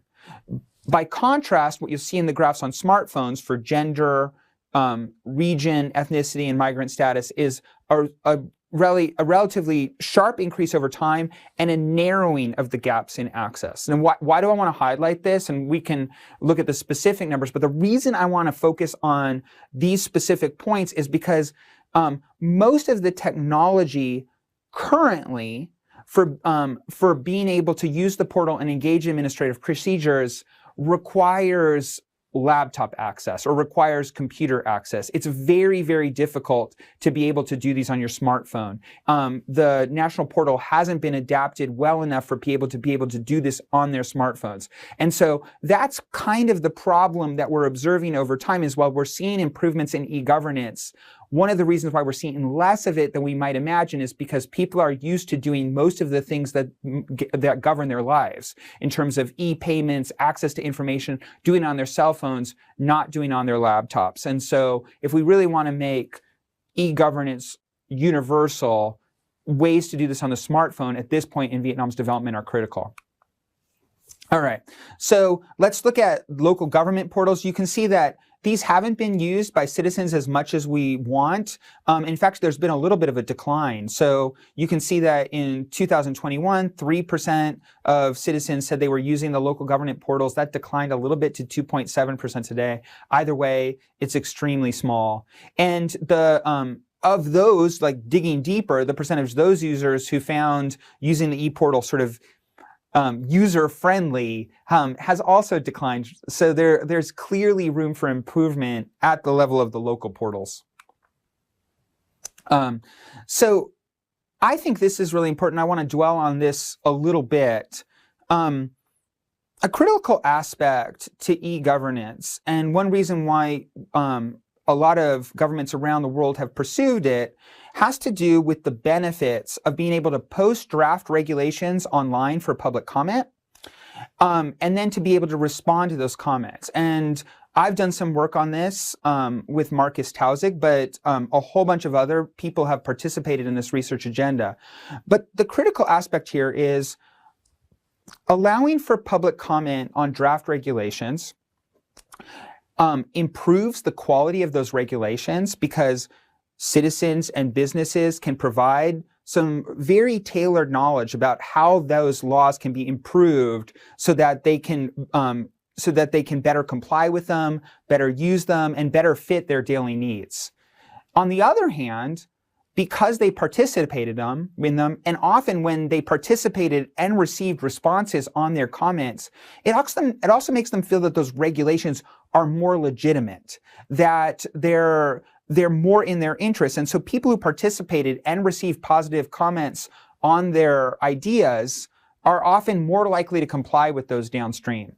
And so you can see here that one little concern that we are observing is that the percentage of Papi respondents that agree that citizen comments were posted online has declined a little bit from 62% in 2021 to 52% today. And then also the percentage of respondents who thought that their comments were responded to has also declined a little bit. So I think in terms of getting these legitimacy benefits from notice and comment online, I think there is more to be done here. And I do want to say it is really important that this take place online, because doing this type of public commentary through having people go into offices to provide comment, or doing it by snail mail, or visiting them personally is much more costly and time consuming than being able to move this online. So I think this is a relatively cheap way to achieve some real important governance benefits. All right, so here I want to talk about experience with both the provincial and national e-service portals. What I want to do here is look at several sort of indicators of performance that we have been tracking over time and plan to track in more detail. So you can see that first row in these graphs here for both provincial and national e-service portals shows the share of users as a percentage of the total number of respondents, about 8% for both provincial and national portals. And then of those who used it in any way, then we ask how many performed administrative procedures. So actually went and engaged in an activity, got a certificate, got a license, got something, applied for utility usage online. So that's the second one. Skipping a bar, I want to move on. The next one looks at how many people actually were satisfied with the service. So you can see that on the provincial and national, about 45% of respondents who actually went on the portal used it for administrative procedures, but satisfaction of those who did it was quite high, 94% for provincial, close to 89% for national. Okay, but also this graph illustrates some concerns. So the first concern has to do with whether they could pay for the service online. And the key concern here is that paying online, if we really want to see the benefits of the transparency and the reduction in formal charges and the reduction in bureaucratic discretion, having online payment does all of those things. I can take care of that procedure really fast. I don't have to see anybody. The fees are very clear and transparent, and there's no reason for me to have to negotiate an informal charge in any way. So in terms of reducing petty corruption, this is really useful. But when but in some cases, and in some locations in particular, the payment process and the application process have been separated.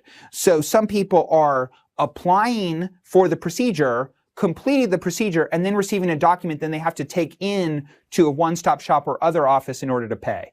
And so all that does is sort of double their activities. They have to do it online, and then they have to go in, and then it exposes them to the potential for bureaucratic discretion that they were trying to take away in the first place. And so I think the more that we can move these online services, payment online, the better off it will be. A second concern that a lot of citizens, about a third in both cases express, has to do with concerns about personal privacy. They're worried about putting basic information on here that might be used against them, might be exploited in a hacking scandal, or might be subject to identity theft. And so here, it really is about putting in place safeguards to protect citizens' information and also making sure that citizens feel comfortable with that information. All right, now what I want to do over the next few slides, and do it relatively quickly, is show how these different indicators that we're tracking relate across different demographic groups. So those who submitted applications on provincial e-service portals, those who faced difficulty, those who finalized in person at one-line shops, and then in that top right-hand corner, you can see received an auto notification for their provincial e-service portal. And so what I'm doing is breaking down those 4 indicators here by age demographic. So below 25, the young, tech-savvy group, 26 to 40, sort of the working age group, 41 to 60, a little bit older, my age, gray-haired people, and then above 60, those who might need a little bit more help with the internet. So one thing I want you to see here is that there is a clear difference here for those who actually submitted applications online. And what you can see is those applications were higher for those in the 26 to 60 demographic, 35% and 37%. It was lower for older people who may be struggling a little bit with the procedures, and for younger people who may not need to do very many procedures, or who are trying to do these things through their cell phones. Okay. Now, we don't see too much difference in terms of whether they received an auto notification, but we do see some interesting differences in terms of whether they faced difficulty using the e-service portal. And here, it's kind of surprising. Older people, those above 60, appear to have the least difficulty. Well, that is because they are usually getting more assistance. So those who actually do it are getting help with it.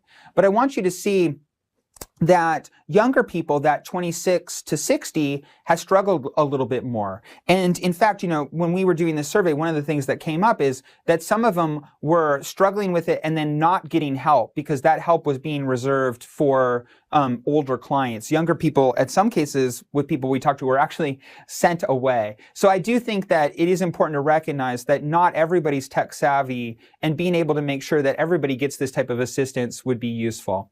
And then finally, you can see about half of the people here are still finalizing their procedures at another one-stop shop across all those demographics, though a little bit higher for that 41 to 60 category. As I said, that's a concern because it kind of takes away some of the benefits that we would get if everything was online. We see also really interesting divisions when we look at those same indicators across regions. So you can see national level cities, there's a lot more activity, more people are submitting applications, less people are having difficulty. So just to highlight that. But even there is a little bit of a problem, which is that national level cities are more likely to be finalizing their activities at an in-person place instead of being able to do it online. On the other hand, we do see some places that are observed that we're seeing some barriers. So the Central Coast, we have a lot less usage. We tend to have more some more difficulty in those places. So I think we can tend to improve both access and reduce difficulties with some very simple help. Okay, so moving on to the national portal, this is where we have seen I mean, it is still very small in terms of our respondents on the Papi survey. And remember here, the Papi survey is a nationally representative survey, and it is a very large sample size, as people have pointed out.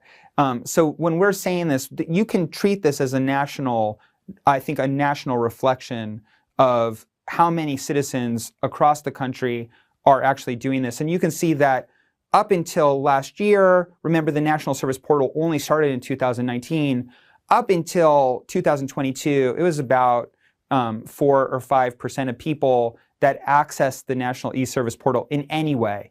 That jumped or nearly doubled to 8.3%, which is fantastic, and it just shows that we're on the right track. And then of those who actually set up an account, which allowed them to engage in some online payment, engage in some activities, that again doubled from 3% last year to 6%. So still numbers are low, but we can be optimistic that we're actually seeing a really fast growth rate over time. So what are the major things that people are engaging in? Here, I think the key one is handling public administrative procedures for themselves or their family jumped from 38% to 54%. So that's great. We've seen a big bump there. We're also seeing a little bit of a bump in people that are using it for other certification activities and a little bit of a bump in providing administrative feedback.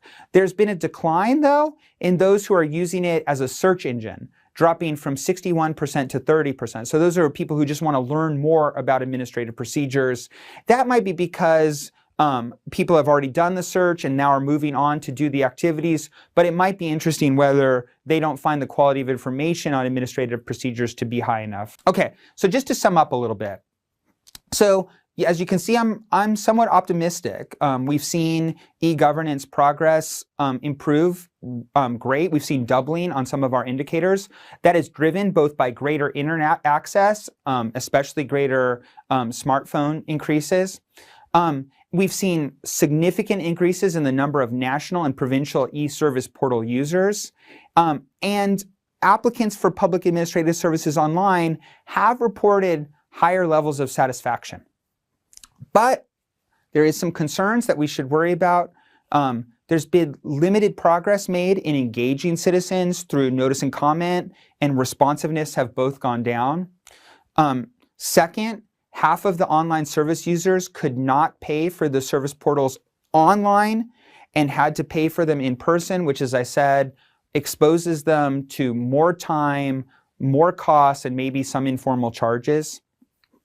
Third, about a third of citizens are still concerned about personal privacy and feel uncomfortable with that. And fourth, there are still digital divides in access to the internet, and especially in access to laptop computers. There are less digital divides across demographics, gender, age, region, ethnicity, in terms of access to smartphones. And so it might be useful to think about how we can go where the citizens are in terms of improving e-governance in a way that they can do this on their cell phones. So in terms of recommendations, the first one comes directly from that. We should design and adopt a single device approach to online public service portals so that citizens anywhere can access them on their smartphones. Central and local governments, that's one way to do it, would be to reduce these gaps, these digital divides in access to e-government in terms of e-services with gender, age, ethnicity. I think one super easy way to do that would be to improve help offices, create small offices where people can assist people in doing this stuff online for those that are not technologically savvy. We've already shown that we can do this really well with elderly populations, but why not make those procedures broader? And finally, traditional one-stop shops should receive further investment to move some of these services online, especially allowing people to be able to pay online so they don't have to enter those one-stop shops, and we can get the full benefits overall of e-governance. So with that, I want to thank you. This has been a wonderful time. I hope that I get a chance when I visit Vietnam in May to be able to talk about these findings with you in person.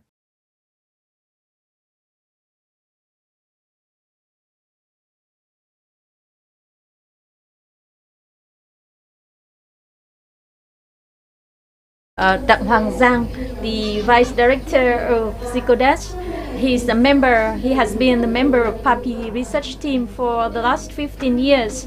And Dr. Đặng Hoàng Giang will provide us with an overview of provincial performance in 2023 and the room for improvement. Thank you very much. Good morning. I am recalling the first launch of Papi back in 2009, and at that time we had only 20 people attending the workshop, and half of them were the research team and half 10 were from outside. And back then someone told me that if every year we engage 500 people, then we would be able we would make this known to people. At that time I thought that, oh, this guy is too optimistic, it's too romantic, but he has been perfectly right. And now let's move on to the substantive part of my presentation. I will first give you an overview of provincial performance. I know that participants from provinces are really excited about this because it makes you feel like you were at school, but it's the citizen who score you, who give you a score, not your teachers as when you were at the school. I'm going to look at only 4 dimensions: transparency and local decision making, control of corruption in the public sector, public service delivery, and e-governance. I'm not going to repeat all the 8 dimensions, and then I will address the aggregated index. And as you can see that looking at Papi, we have 8 dimensions, we have 28 sub-indices, and we have 122 indicators. It's like a full check-up of your health. Like when you go for annual health check-up, you have a lot of indicators, and similarly we have the regular check-up of provincial administration and governance. So I start with the first one. That's dimension 2. Transparency in local decision making, as mentioned by Paul. This have to do, for example, transparency of poverty list, of budget, commune budget and expenditure, and local land plans. And here we have the high colors, that's high performers, and then green, mid-high, and yellow, that's mid-low, and light yellow, that's low. Some observation here, that's the average score has been low, and the range was between 4.31 to nearly 6 out of the 1 to 10 point scale. And this is the dimension where citizens haven't been very happy with that. So the range, the scoring range is just between 4.3 and 5.88. The high performers tend to concentrate it in the north, center, and central coastal regions, and that has been for a number of years. Sometimes we have provinces from Red River Delta or in the south, which are classified as high performers in blue, though it's difficult for us to see the name of the provinces here. So as compared to 2021, that is the first year of the current term of government, only 12 provinces have made improvements, significant improvements. That is which means that the increase is more than 5%. So you see Sóc Trăng, Kiên Giang, Khánh Hòa, and we see 23 provinces saw significant declines. The largest decline was observed in Tây Ninh, and 24 provinces saw little change as compared with the year 2021, the first year of the current government. This is a very important piece of information, and I would like to highlight this because it affects citizens' lives. This is citizens' access to information about local land plans, and the performance has been limited. You see that Đắk Nông, Quảng Nam, Đà Nẵng, Quảng Ngãi, Hải Dương at the lower spectrum, and at the other spectrum you have like Hà Giang, Bà Rịa Vũng Tàu. But I see that the percentage of respondents or being aware of such information range in a very limited has a very limited range between 6% to 31% only. You know that people having good access to the internet during the pandemic, we had Zalo groups where the information was distributed to citizens. So why the information about local land plans could not reach citizens as other kind of information, like information about the pandemic or information about the poverty list?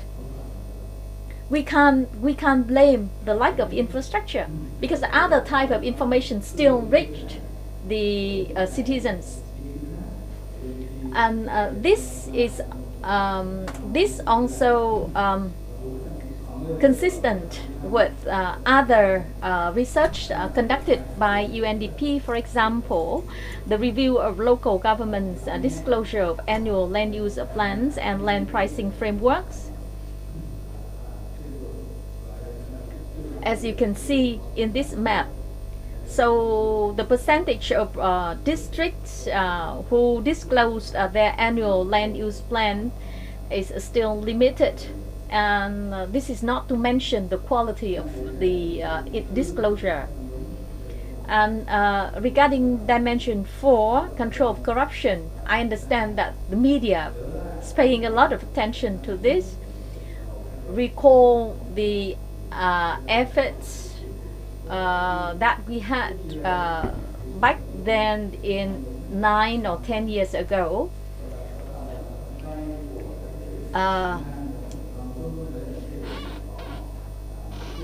At that time, we saw a lot of high performers in the southern provinces, but the pictures has changed. We see a lot of high performers and mid-high performers in the center, in the north, and the change in this landscape or picture requires us to dig down further why the performance has gone worse in southern provinces, in southern region, and why provinces in the north have seen improvement when it comes to control of corruption in public sector, with the strong efforts of anti-corruption, corruption control, and big corruption cases prosecuted at the central level. we still saw little changes at the subnational level, because only 12 provinces made a significant improvement. 19 provinces saw significant declines, and almost half, nearly half provinces saw little change in control of petty corruption. So though we had grand corruption cases investigated and prosecuted at the national level, citizens at the subnational level are not seeing improvement at the local level when it comes to petty corruption. And here, the way we display the results here is a different, is a bit different from what we did in the past. Here we asked questions about the importance of nepotism, context or relationship that is deemed as necessary in order to have to secure a job in the public sector. So we asked about the relationship needed for state employment, and the pentagon shape here, the full one is the ideal pentagon. When people say that I don't need to have any contacts in the public sector, I don't need to have my uncles or my acquaintances for me to secure a job in the public sector. So that would be the ideal situation where people deem that nepotism is not the problem. The smaller the size of the pentagon shape, the more people tend to think that relationships is very important to have a job in the public sector. So we see that the provinces up here have very small sized pentagons, such as Gia Lai, Hà Nam, Cà Mau, Kon Tum, Quảng Ngãi, Trà Vinh or Điện Biên. So those are the provinces where nepotism is deemed to be serious by people. While we have better situation in Hà Nội, Thái Nguyên, Bắc Giang, Bà Rịa Vũng Tàu, Thừa Thiên Huế or Sóc Trăng, still the size of the shape is still very modest. I think that's a very small one still compared to the ideal size. So what does it imply? It implies that weaker or people with weaker qualities may be recruited into the public service more easily than those who may be good but do not have relationships or needed acquaintances.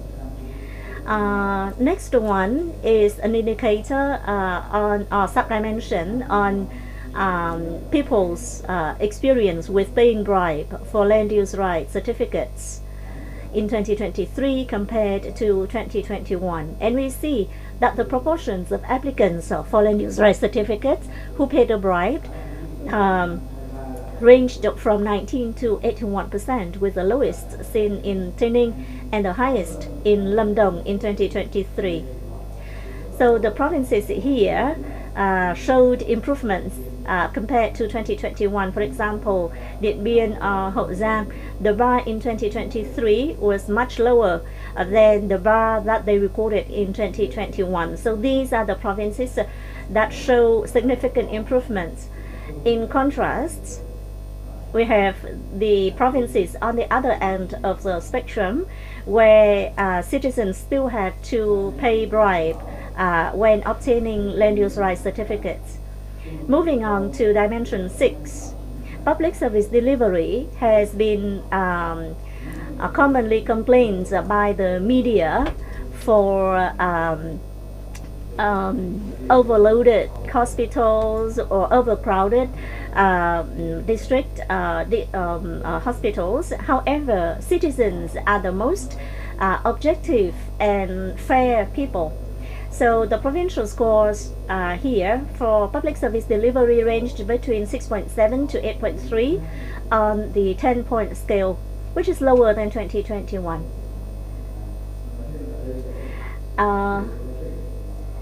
So the differences between provinces is fairly small, and the best performers are mainly found in the Red River Delta, while each of the two regions of the North Central and Central Coast, as well as Mekong River Delta, contributed 3 provinces. However, the scores that they recorded are not so different, not very far from here, from each other. So the provinces in the Red River Delta and the Mekong River Delta are in the low performing group. I mean, in the better performing group, while the low performing group consists of 7 provinces in the Mekong River Delta and 4 in the northern, midland, and mountainous region. Infrastructure is an area where improvements may be hardest to be found. So we see that not many provinces show significant improvements, only Điện Biên did. When it comes to public district hospitals, we asked a number of questions, such as whether patients have to share beds, or whether they provide electric fan, or whether the restroom is clean. So here we see the shape of the ideal shape, which is perfect for the best quality of public district hospitals.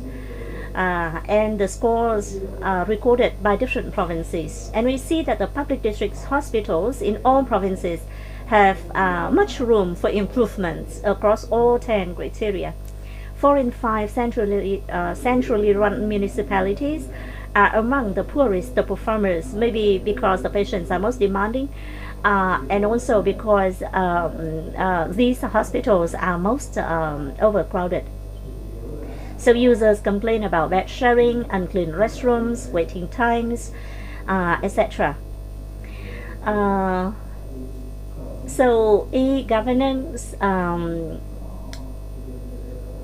so we have Edmund Eddie talking about this, where all provinces still scored below 4 on the 10-point scale, similarly to the previous 3 years. And among the 15 provinces in the best performing group, we have 5 in the Red River Delta, 3 in the North Central and Central Coastal region, and of course Da Nang, Hanoi, and Ho Chi Minh City. With this graph, I want to emphasize the difference in the 2 indicators for e-governance. While the access to internet is a fairly good one, but the internet infrastructure is not being used most effectively. Therefore, the indicators such as the use of the e-government portals is still very modest. While the access is there, the infrastructure is there, the use remains modest. And finally, I want to talk about the overall picture of these all 8 dimensions. If these are all 8 exams, these are the scores for the exams. And we see that all the provinces still score fairly modestly of the 10-point scale. The provincial Papi scores range between 39 to 46 points only. I mean 3.9 to 4.6 on the 10-point scale. And this indicates that there remain large gaps to be closed. And among the best performing quintile, we have 5 provinces in the North Central and Central Coastal regions and 4 in the Red River Delta, meaning there is a fairly striking polarization in terms of the level of performance between the southern provinces and the North and Central provinces, which is more striking compared to the last 10 years.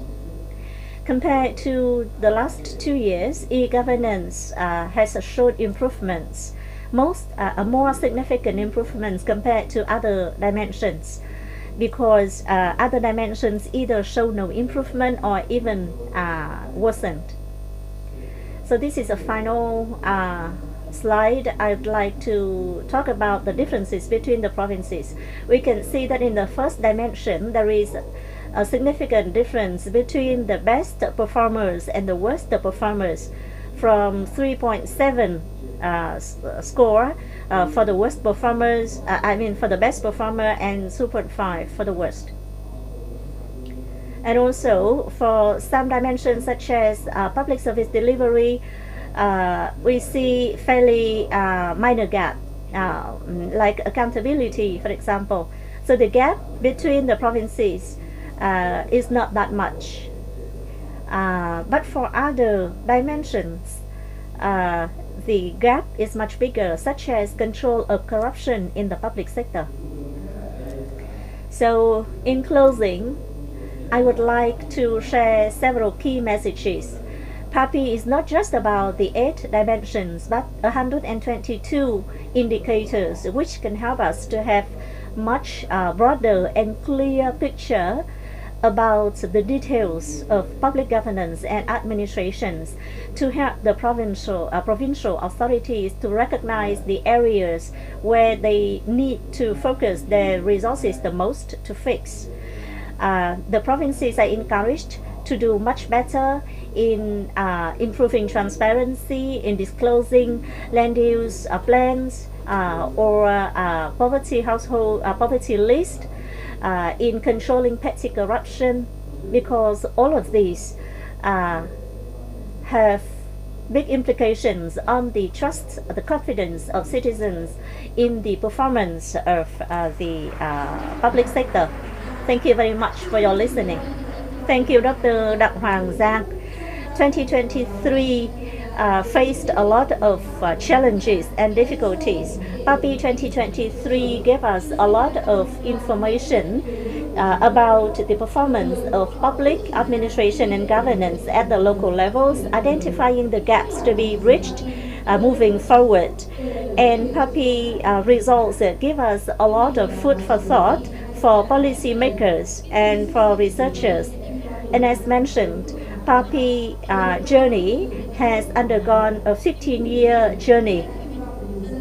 And we can hear expectations of the citizens for much more effective and efficient public sector. And we hope that from the voices of citizens that are captured by Papi survey, the local authorities will have much more clear ideas about what they need to do. And now let's watch a short video.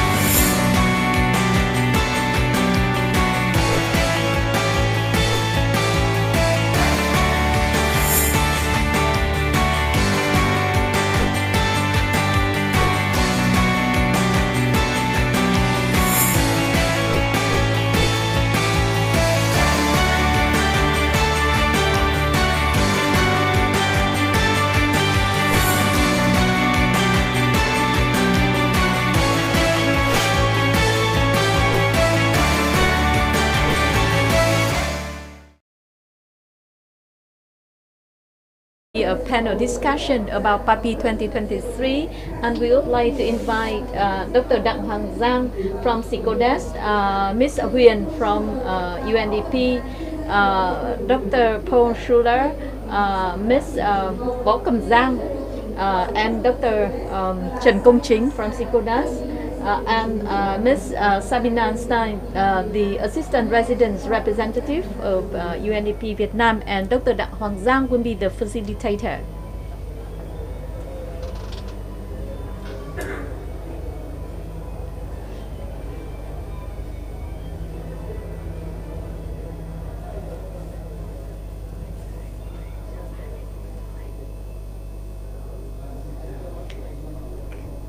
Good morning.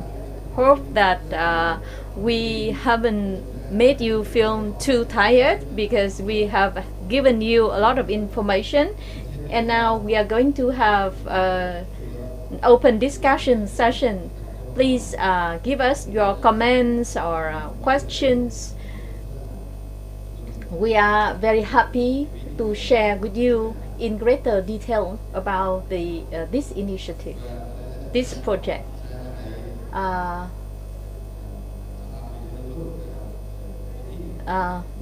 Giang, you have worked with persons with disabilities, and can you share with us your experience with Papi? Thank you. This is the second year I've been part of the research team to help reviewing the e-service portals and their friendliness for persons with disabilities. And you can look at the workshop materials to find more about this review. From my own experience, when we access the e-service portals, I found a lot of challenges. For example, with people with low vision capability or vision impairment. For example, the requirement of CAPTCHA, and we could not see the CAPTCHA as displayed on the screen. But when you look at the e-service portal, the e-service portals of governments, both at the national level and subnational level, in many cases you see a requirement to enter CAPTCHA with no other alternatives. For example, no audio or authentication. So right at the first step, we already faced with challenges. And for you can use the mouse or in your laptop to use to provide the information or to choose the options. But actually, if you for us, we have to use the keyboards, and if you visit the many e-services portal, this is impossible for us. In Ninh Thuận e-portal, for example, they have an option menu, but the software that we use could only help us in close the menu, close down the menu, but not to log in.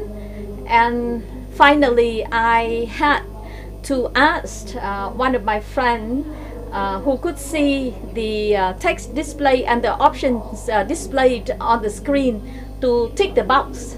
And similarly, for multiple choice options, multiple choice questions in the e-service portals, and after many attempts, sometimes our laptop got hung up because we try to use a software to read from the screen, And also there are challenges regarding the attachments. And in a number of cases, we have to print out and then fill in the information and then sign. And actually, in the login process, we already fill in the information, but the information is not pop up in or pre-populated in an automated manner, and we still have to key in the information manually. And that's numerous challenges, and that's why we could not complete the administrative procedures using the e-portal, e-service portal.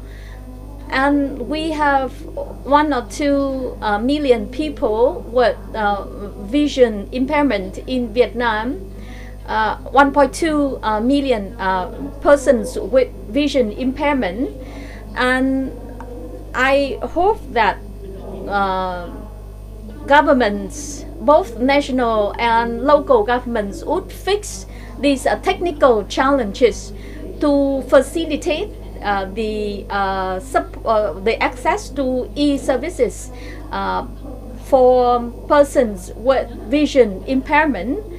And also consistency should be ensured across the country, because each e-service portals is designed in a different way, and it's not consistent for us to navigate through the site, because if you have good vision, you look at this and you can clearly navigate through the site very easily. But for us, we'll have to use the shortcuts on our keyboard to move from one column to the other in order to locate the columns that we are interested in. And when you start your efforts to review and to fix the technical problems of the e-service portal, please include or engage persons with vision impairment, so that you understand what would be needed for people like us. And I really look forward to that time. Thank you. Thank you, Giang. In the last 3 minutes, Giang gave us a pretty good picture of the challenges being faced by people with vision disability when using the e-government portals. And millions of people with vision impairments are now left marginalized or facing these difficulties and challenges. And I believe that many other countries have adopted various solutions to fix these problems, and I hope that the local authorities can adopt those measures to localize those measures for the people with disabilities in Vietnam. Are there any questions from the audience? Please feel free to ask your questions.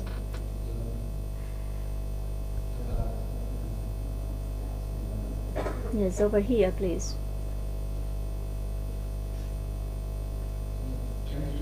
Xin cảm ơn nhóm nghiên cứu rất nhiều. Vietnam, the Fatherland Front, and the Ho Chi Minh City, the Ho Chi Minh City Academy for Politics to engage with this. This is really a gold standard of engagement with citizens, and I can only second what the ambassador of Australia said earlier. We wish we had those kinds of instruments in other countries of the world, including our own. My question, could you say a little bit more about how you're going to roll or bring this information back into the provinces and how it will feed into the accountability mechanisms at the local level? Thank you. Thank you. Who wants to? Thank you so much for the very great question. Cảm ơn anh Thomas, câu hỏi rất là hay ạ. Thank you so much for your question. After each launch event like this, one of the most important tasks for us, the Papi team, I mean the authors of the report, not the authors of the responses, right? So we are acting like messengers. we convey the messages from the citizens to local authorities. And every year, local authorities would organize their provincial events, such as outreach events to connect and engage with their own citizens.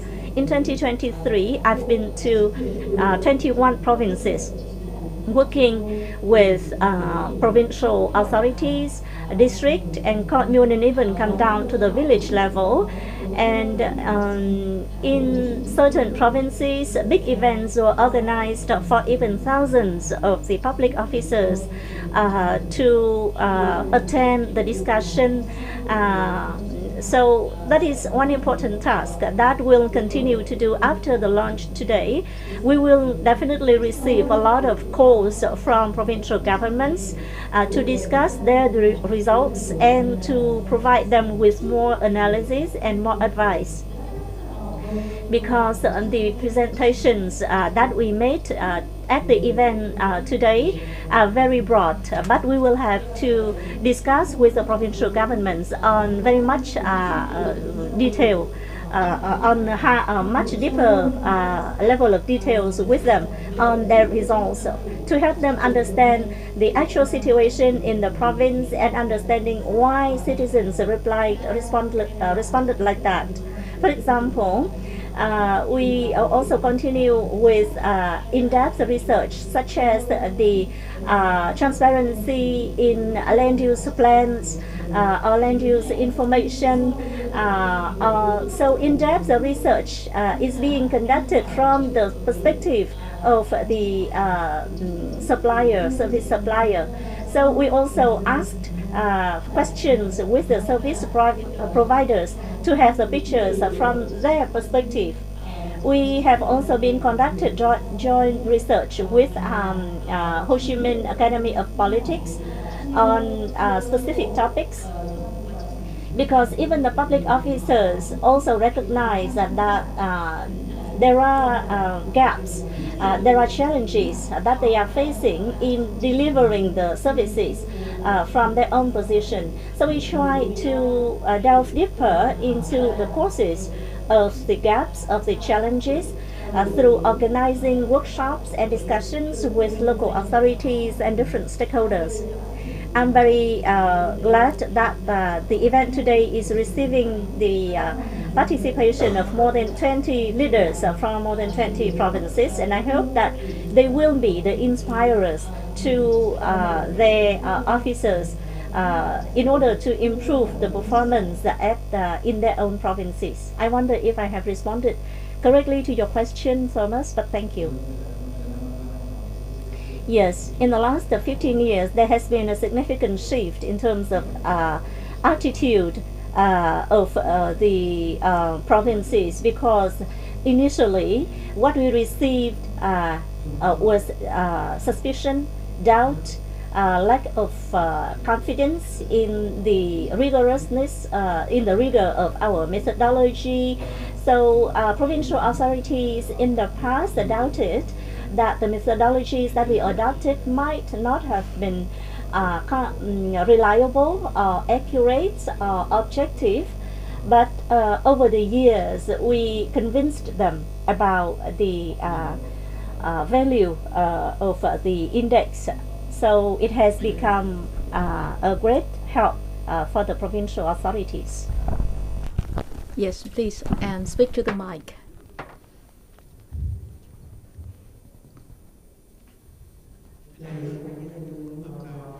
And similar to the previous year's report, I think this year's report is highly relevant for policy making. And I would like to make a comment, actually more than it's a comment.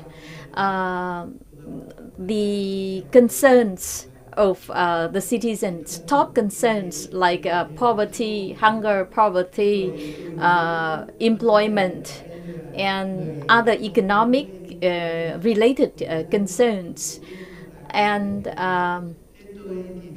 these are among the top concerns for citizens. In 2023, And this piece of information is highly relevant. That would require the government to act on.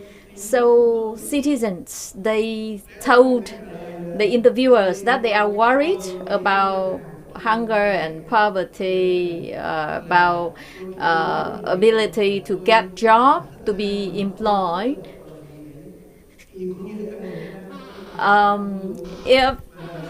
If businesses told you that they were worried about the lack of order and that sort of thing, that would mean that they faced with challenges as well. So with a total population of 100 million people, the government could not help each and every individuals. So how to engage, how to facilitate and create a conducive environment for businesses, for citizens to help themselves, to self-help, that would be very important. And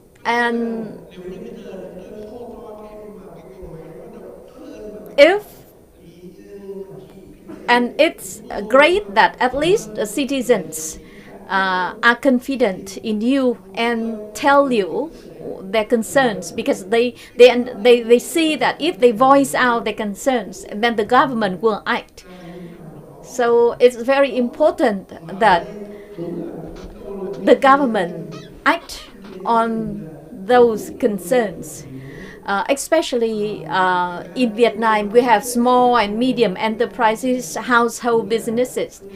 They are the key players that manufacture goods and provide services for domestic consumption. So it's really important to create a conducive environment for those small guys, for those small players to prosper and to help themselves. And the second comment has to do with e-governance, and I'm very impressed with the presentation on e-governance by the second speaker. How to ensure that we have like multi ways for people to have access to e-government services. Because if we just rely on the technology that require the use of laptops or computers, that would not work. That would not help us to progress far. Thank you very much for the comments. Tôi nghĩ là bình luận này rất là hay, đặc biệt là liên quan đến cái mối lo ngại của người dân về đói nghèo, về việc làm. Và ở đây ông cũng đã nói đến cái vai trò của kinh tế hộ gia đình, của các doanh nghiệp vừa và nhỏ trong nền kinh tế của Việt Nam. Given the dramatic declines we've seen in poverty over the years, you know, the actual incidence of poverty is less than 10% or less than 15% now. What we found is that, and this is relevant to current debates about social insurance and people withdrawing their social insurance funds, is that citizens that didn't have access to retirement funds, social insurance, were the most concerned about poverty, more so than others. Why is this related to small and medium enterprises? Well, we found that people that didn't work in the government or didn't work officially related to big institutions, these were the people that were most likely not to have access to the social insurance. And so trying to figure out ways to expand the safety net to people that aren't necessarily tied to big institutions, either the government or larger corporations, figuring out a way to make sure that they feel that they are protected through the social insurance is going to be one way to potentially alleviate concerns about poverty and poverty reduction. So thanks for that question. Vâng ạ, bác cũng có rất quan trọng trong điều này. And I think that also has to do with the ease of doing business? For example, is it easy to set up a business? Is it easy to enter into a market? I think that's covered under PCI. Papi would address questions related to public governance and administration. But PCI will take care of the business environment.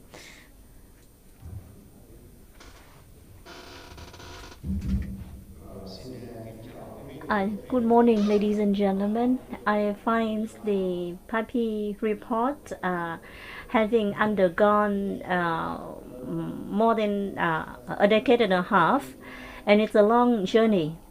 And I think that I wonder if Papi can become an important statistical indicator for the provinces. Because of the statistical indicators that are commonly used, we don't find Papi having its due position, its deserved position. And I think that that would be a shame. So can we make a policy recommendation to the government to include Papi as an official statistical indicator for use by government agencies, government authorities? Because if we say that the state is of the people, by the people, and for the people, then we should use Papi as an official indicator capturing the voices of citizens. From Papi 2023, what catches my interest is the digital divide that was talked about at length by Eddie Maleski. I find it very interesting, especially when he said that the divide, the digital divide here might be caused by the hardware itself, by the access to computer or a smartphone, and this divide can be fixed easily by technical solutions. So I find the idea a great one that deserves more attention and research and analysis from researchers. So I think that the recommendations need to be much more specific and practical, and I hope to see stronger recommendations moving forward. Thank you, Mr. Lam.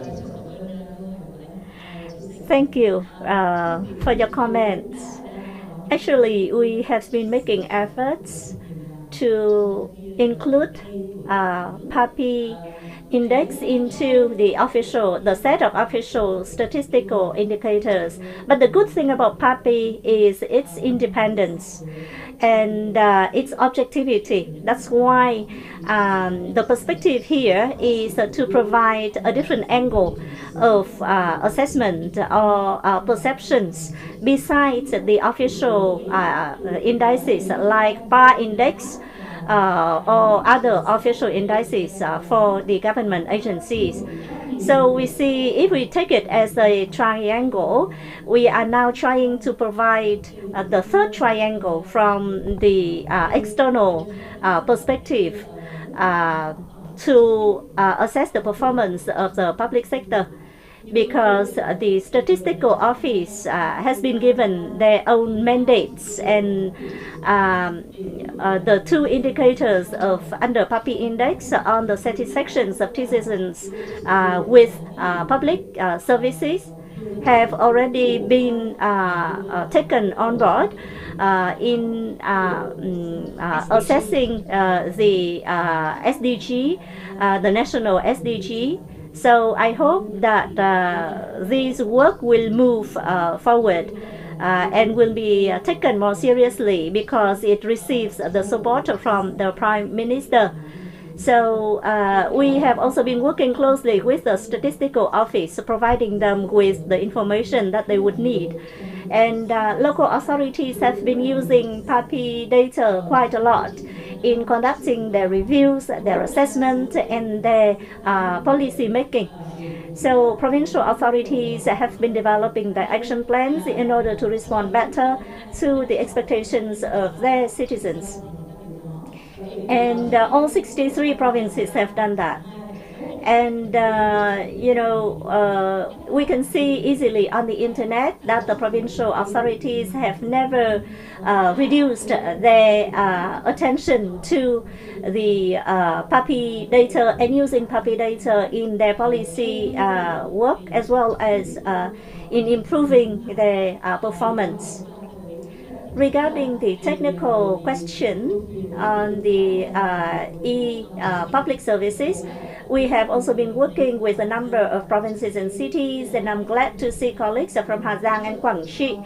These are the two provinces with whom we've been working in order to strengthen the e-public services to ethnic minority community.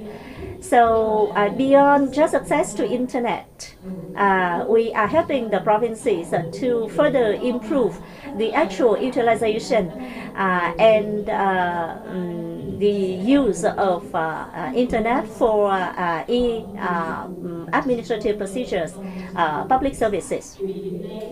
At the moment, if we go back to the 9 provinces that we've been working with in the last year, where the majority of the ethnic minority populations live, we see that the computers for even for the public officers have not been upgraded to Win97 version, so very obsolete, which means that the local authorities need to invest further even on the infrastructure to enable the public officers to work in helping their citizens. Mr. Dương Trung Ý also mentioned that last year, when we completed the survey in 9 provinces, completed our support and advisory work with the 9 provinces, we submitted a report to the Prime Minister, and we also received the support for strengthening these e-public services for the ethnic minority and mountainous region. I see many hands. Oh, okay, the lady up front here. Please pass on the microphone. Please identify yourself. My name's Hương. I'm from Vietnam's Women's Union. I'm very interested in Papi report. Gender issues are only looked at one dimension. I think it's e-governance, but under the other dimensions, you do not look at gender issues.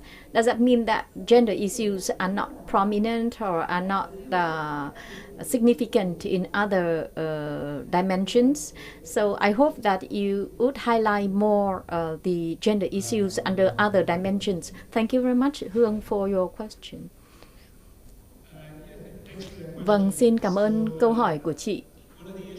Một trong những vấn đề mà chúng tôi phải đối mặt do là thời gian không có nhiều, cho nên là và cái không gian ở trong cái báo cáo cũng do in addition to what we presented to illuminate not just issues of gender but also ethnic minorities, regions. But we actually do construct a graph that we have internally.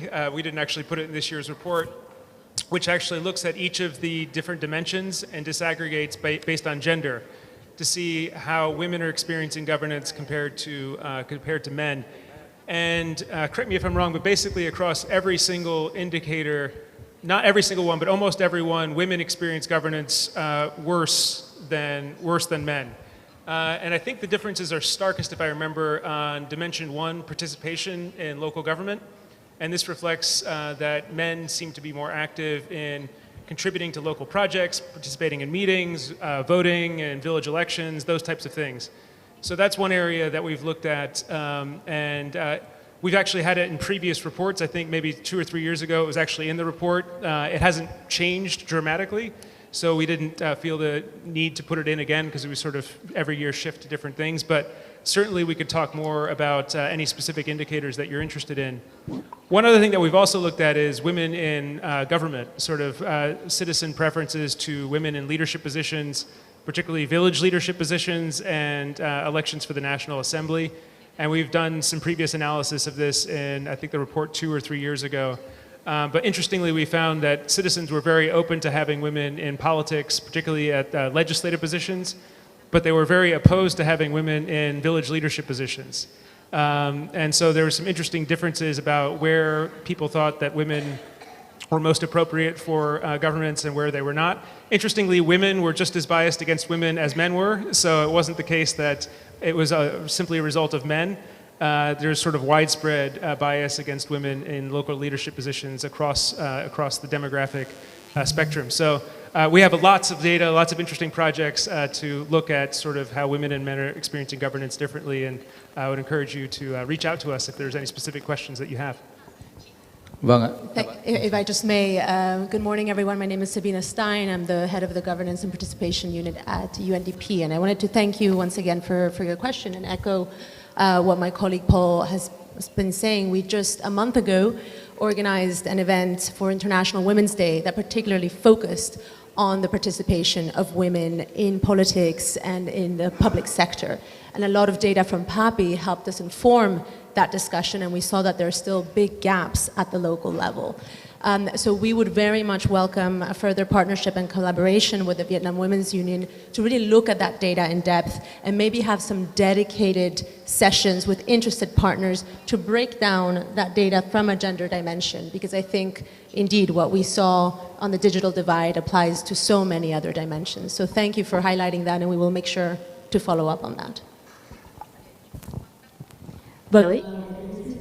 And just to share with you that during the 15 years journey, well, actually, if you visit Papi's website, you'll see the thematic issues. You see like gender equality, women in political leadership are the prominent topics of research. So there's a lot there in the wealth of data, Papi data. And also 52% of respondents were women. So only 48% were men. So you could see, you could dig down further in the mind, the gold mine of data Papi. Yes, Papi is a wealth of data. We can dig down further looking through different perspectives. For example, we would see in greater detail, for example, the experience or perceptions of ethnic minorities, women with disabilities. So don't hesitate to contact us for more in-depth research and discussion. Yeah. Well, I put up my hands for so long, so I would take the microphone. I actually have 4 questions, but before I raise my question, I would like to make some comments. I think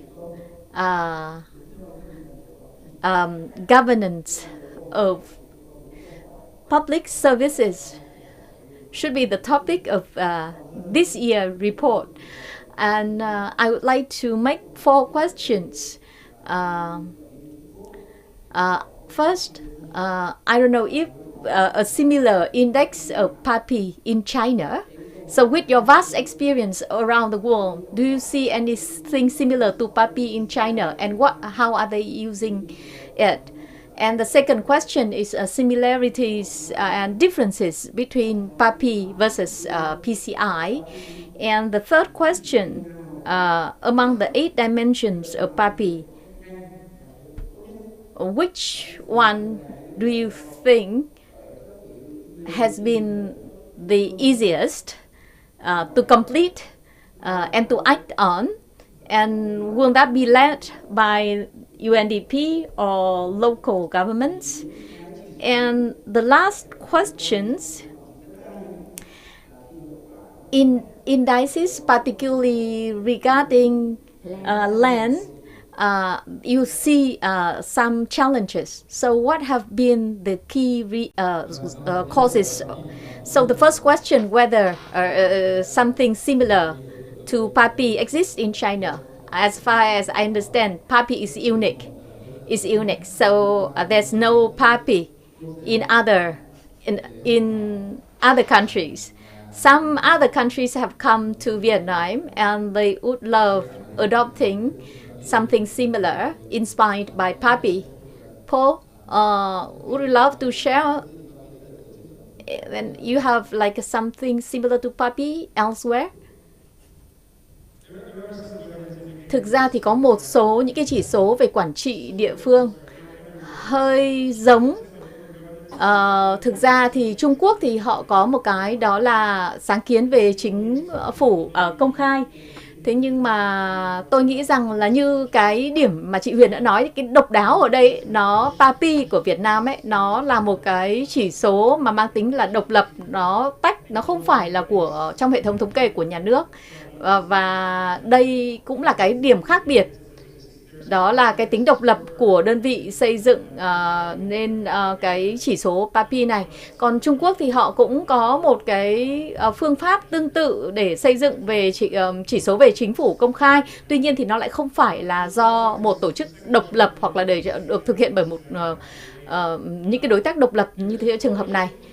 Chính vì vậy cho nên là cũng có những cái vấn đề liên quan đến vấn đề về dữ liệu. Thế còn đối với lại Papi thì chúng ta cũng biết rằng là Papi và PCI thì cũng đều là những cái chỉ số mà chúng ta thực hiện ở cấp tỉnh. Nhưng mà Papi thì là ý kiến của người dân, còn PCI là ý kiến của doanh nghiệp. Chúng ta cũng biết rằng đối với lại doanh nghiệp thì điều rất là quan trọng là họ muốn đảm bảo là dễ dàng, chẳng hạn như cùng là vấn đề về đất chẳng hạn, thì doanh nghiệp sẽ muốn là ví dụ như được cấp đất, được tiếp cận đất, được lấy đất một cách nhanh chóng dễ dàng. Nhưng người dân thì sẽ quan tâm ở một góc độ khác, đó là họ muốn thấy ví dụ như là việc mà đất được lấy để phục vụ cho các dự án chẳng hạn thì có được đền bù một cách thỏa đáng hay không. Thế thì chúng ta thấy là cái góc nhìn đã là khác nhau rồi, bởi vì một cái là góc nhìn của doanh nghiệp và một cái là góc nhìn của người dân.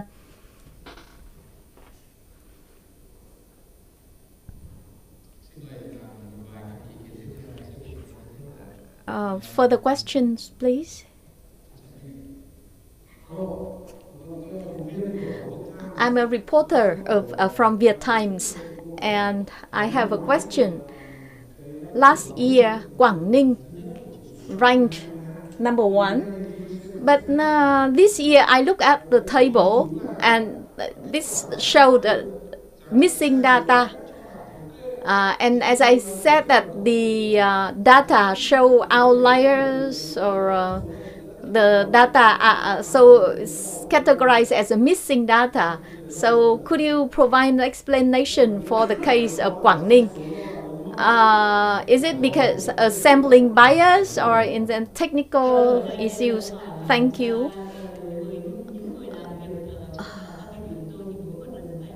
For each time we have to take out some data, we would feel very sad, because that means that because we have already involved a lot of individuals in undertaking the interviews and processing the data. But one of the reasons why we have to take out the data, because there are noises. There are noises, and we don't want to include the high noise data, because that would distort the performance at the national level.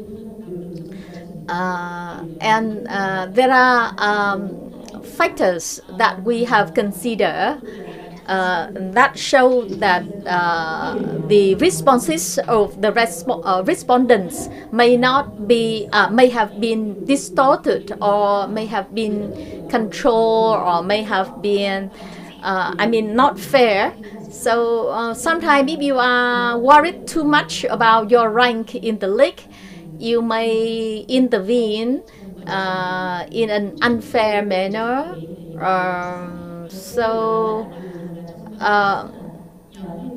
The research team, as I said, we are independent. and the interviewers. We have people, interviewers from Hanoi or from other provinces, because we want to ensure independent. But there appear to have some interventions that, or interference that has led us to remove the data of 2 provinces. But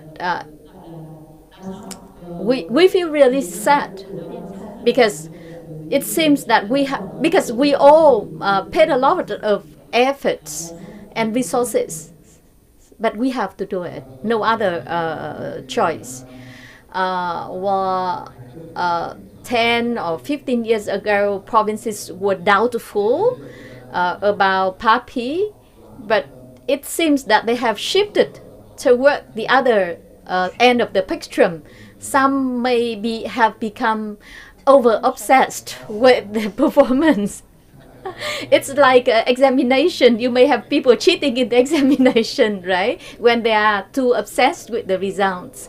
So that's why we have noises shown in the data, and we would not be able, we were not able to use the data from these provinces. So time for last question.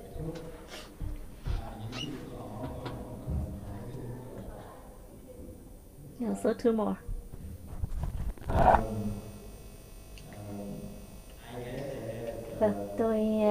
Question related to a bit scientific methodology. So like first a question is about is the data available for public accessible, so that like every organizations can use and do their own analysis. The second question is about how did you make sure the nearly 20,000 participants representing for their provinces? So I'm looking at the snapshot of Papi, and I see that like there are about 208 districts to be selected, and we have about 705 districts. And there are about more than 400 communes to be selected, and our country has about like 12,000 communes. So how would you make sure that the participant will present their own province? That is one of the very important questions. And another question is related to the comparison between, like for one province, between the previous year and this year. Are the participants the same, like from last year to this year? Or are the communes or the districts are the same? How do you make the comparison? Thank you. Cảm ơn anh. Vâng, xin cảm ơn. Well, thank you very much for your question. Responding to your first question, I'd like to confirm that Papi data are made public, free of charge. And so for anyone who wishes to obtain raw data from Papi, you can contact Ms. Huyền, and it's free of charge. And you can use Papi data for research purpose. Second, for the integrity of data, the ways in which we choose samples is done by PPS methodology, which is by population size and proportions. So first of all, we selected the central city of the province, and then central town of the district, and central administrative unit of the commune level. So we always chose the capital, central town or city of each administrative unit. And then by population proportions, we would use, we would use the district with the largest population of the province and the district with the smallest population. So each province would have a district with the largest population and the smallest population. So we do that in order to make sure the representativeness in sampling method. And we apply the same method for sampling at the commune and village level. So this is the scientific methodology to ensure representation by the PPS method.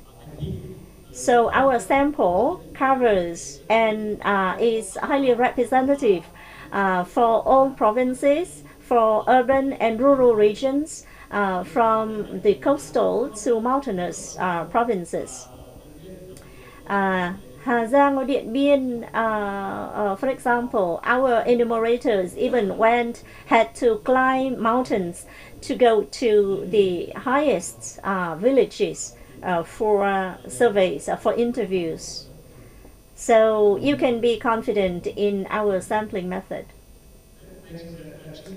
And Ching is one of the people most responsible for making sure that we get to all the remote regions of Vietnam. I just wanted to clarify a little bit on the sampling strategy. So to get the most representative sample, the best way of doing it would be to have a simple random sample where we simply have a list of everyone in a given province and we randomly sample from that population and we just send Sakodes and Fatherland Front out to all these different areas to go survey all those people.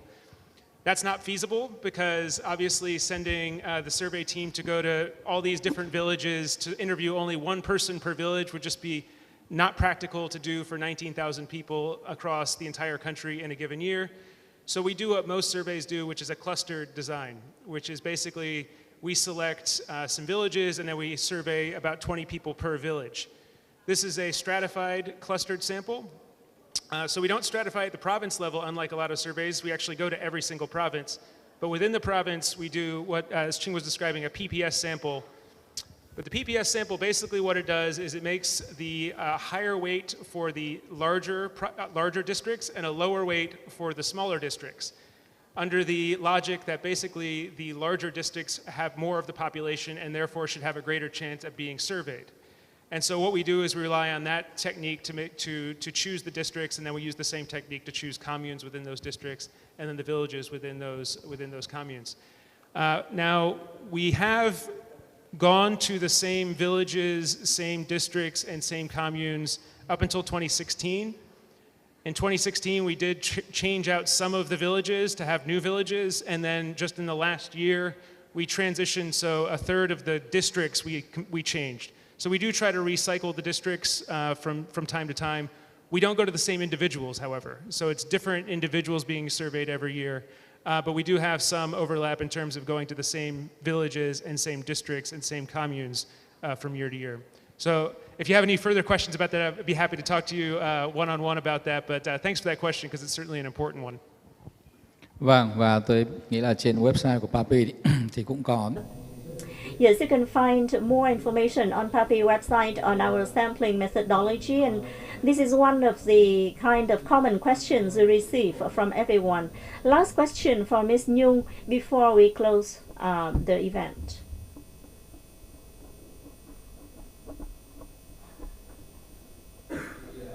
Ms. Cẩm Minh, yep, please, your chance for the last question. Identify yourself, please. Good morning, ladies and gentlemen. I would like to make some comments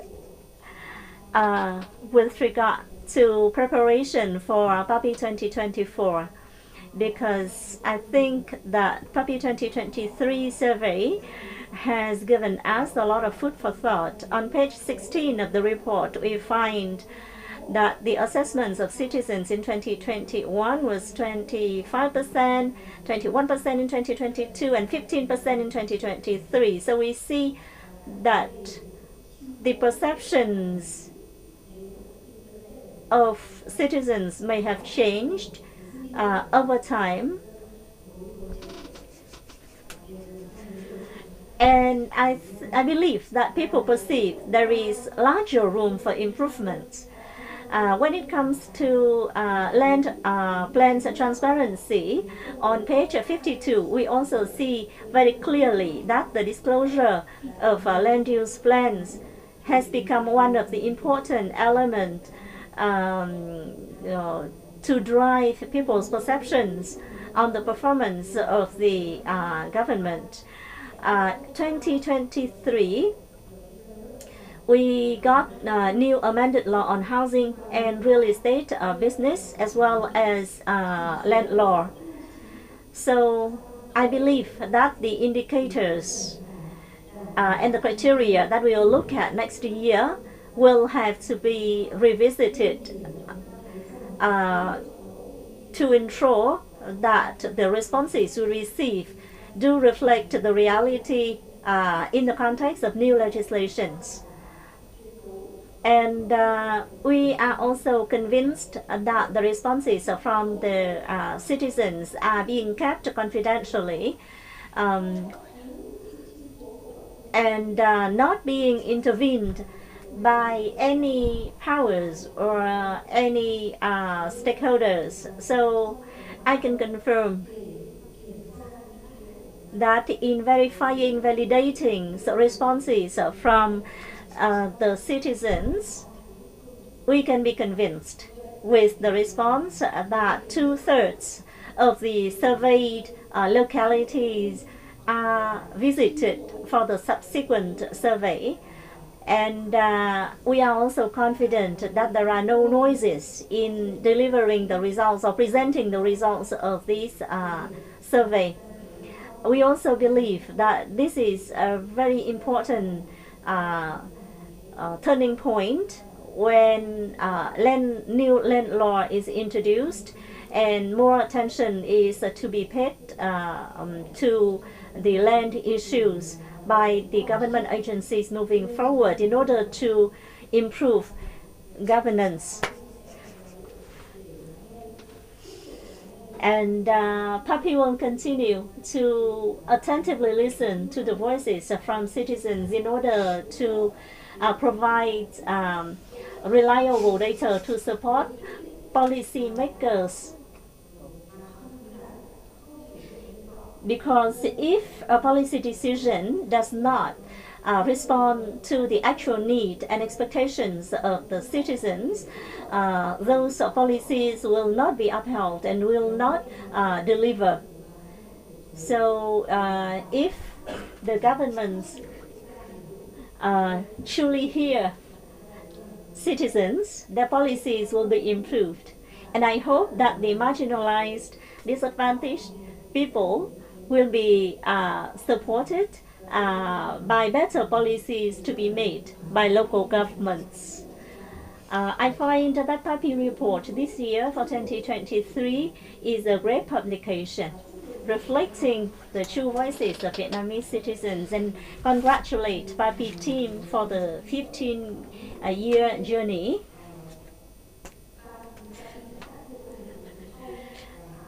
And I also congratulate the team for introducing latest technology in helping disseminating Papi data and messages to everyone. So great improvement, great steps being made. Thank you. Thank you very much. And I would like to close the discussion, and I'd like to invite Ms. Sabina Stein for her closing remarks. Vâng, xin cảm ơn anh Đặng Hoàng Giang. To close today's event and celebration of 15 years of Papi, I do want to thank all our panelists, all our presenters, and in particular our audience here today for a very rich and lively discussion. As an international practitioner in the field of governance, inclusion, and participation, I am really encouraged by today's event. I think, as we've heard over and over again, Papi is such a powerful example of participation of inclusion in governance. And it is indeed quite unique around the world precisely because of its independence and its very ambitious scope. And I think it truly shows Vietnam's commitment to putting citizen voices at the heart of governance. And UNDP is very proud to accompany Vietnam in that journey. I think today's event too, with representatives of national government, of local government, of the media, of social political organizations, of mass movements, again is an example of that dialogue, that participation that needs to be at the heart of good governance. There's been a lot discussed. I think the three key takeaways that I leave with myself is very much continued efforts needed on transparency and corruption, especially looking at those structural root causes of corruption, which can have the most transformative and long-term effects. E-governance, huge potential, but in order to reach that potential, we need to close those digital divides and make it truly inclusive to all groups and populations in Vietnam. And those divides that we see in access to the digital world are reflected in other socioeconomic dimensions. And we heard about population groups still very much concerned about their economic livelihood. So we need to close those gaps. We need to pay special attention to ethnic minorities, to migrants, to rural and mountainous regions, to people in the informal sector who might not have access to social protection, to ensure that Vietnam's growth is truly inclusive in the long term.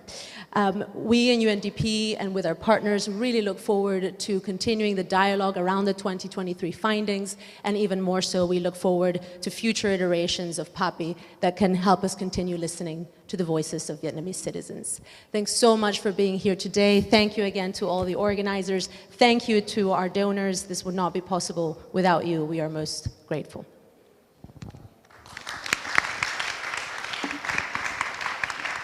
Cảm ơn chị Sabine và rất là cảm and thank you to all of you for having stayed with us till the last minute, and see you next year.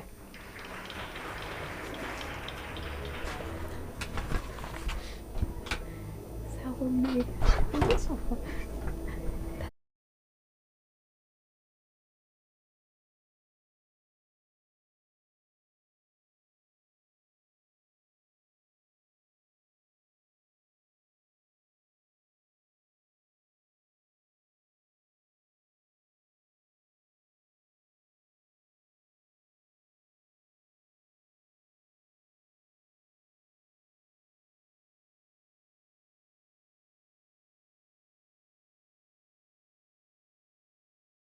thì còn lại chẳng có cái ông nào để hồn cả.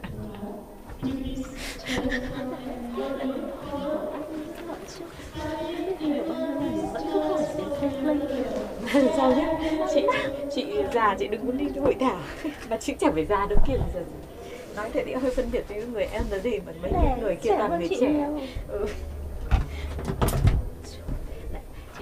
Nhắn tin chị nói đã dặn anh rồi. Nó cứ sống đến bây giờ hội thảo kiểu để chụp với nhau một tấm hình ạ. Các thành viên ban tổ chức ạ, và cảm ơn chị Hoàng Hạnh Lý và chị Hằng ạ ở trong phòng phiên dịch nữa. Cảm ơn tất cả các anh các chị em trong nhóm video livestream của nhóm của Duy, nhóm của Thiên Hà và nhóm của Phúc Linh. Cảm ơn mọi người đã làm nên thành công của sự kiện ngày hôm nay. Vâng, xin mời tất cả mọi người lên trên này đi ạ. Tất cả mọi người, những ai... Okay, please come join us. Please come join us, Thomas and Anna. Jonathan, please. Please. Everyone. Em cảm ơn. Vâng ạ. Okay. Yeah. Please stand in the middle. I think that we can squeeze in here. Everyone, mọi người đứng về phía này ạ. Okay. Please. Rồi, chị biết rồi. Chị nghĩ là có thể là ai đó đứng lên trước cầm cái bánh. Okay. Yes. Thank you. Thảo ơi, Thảo.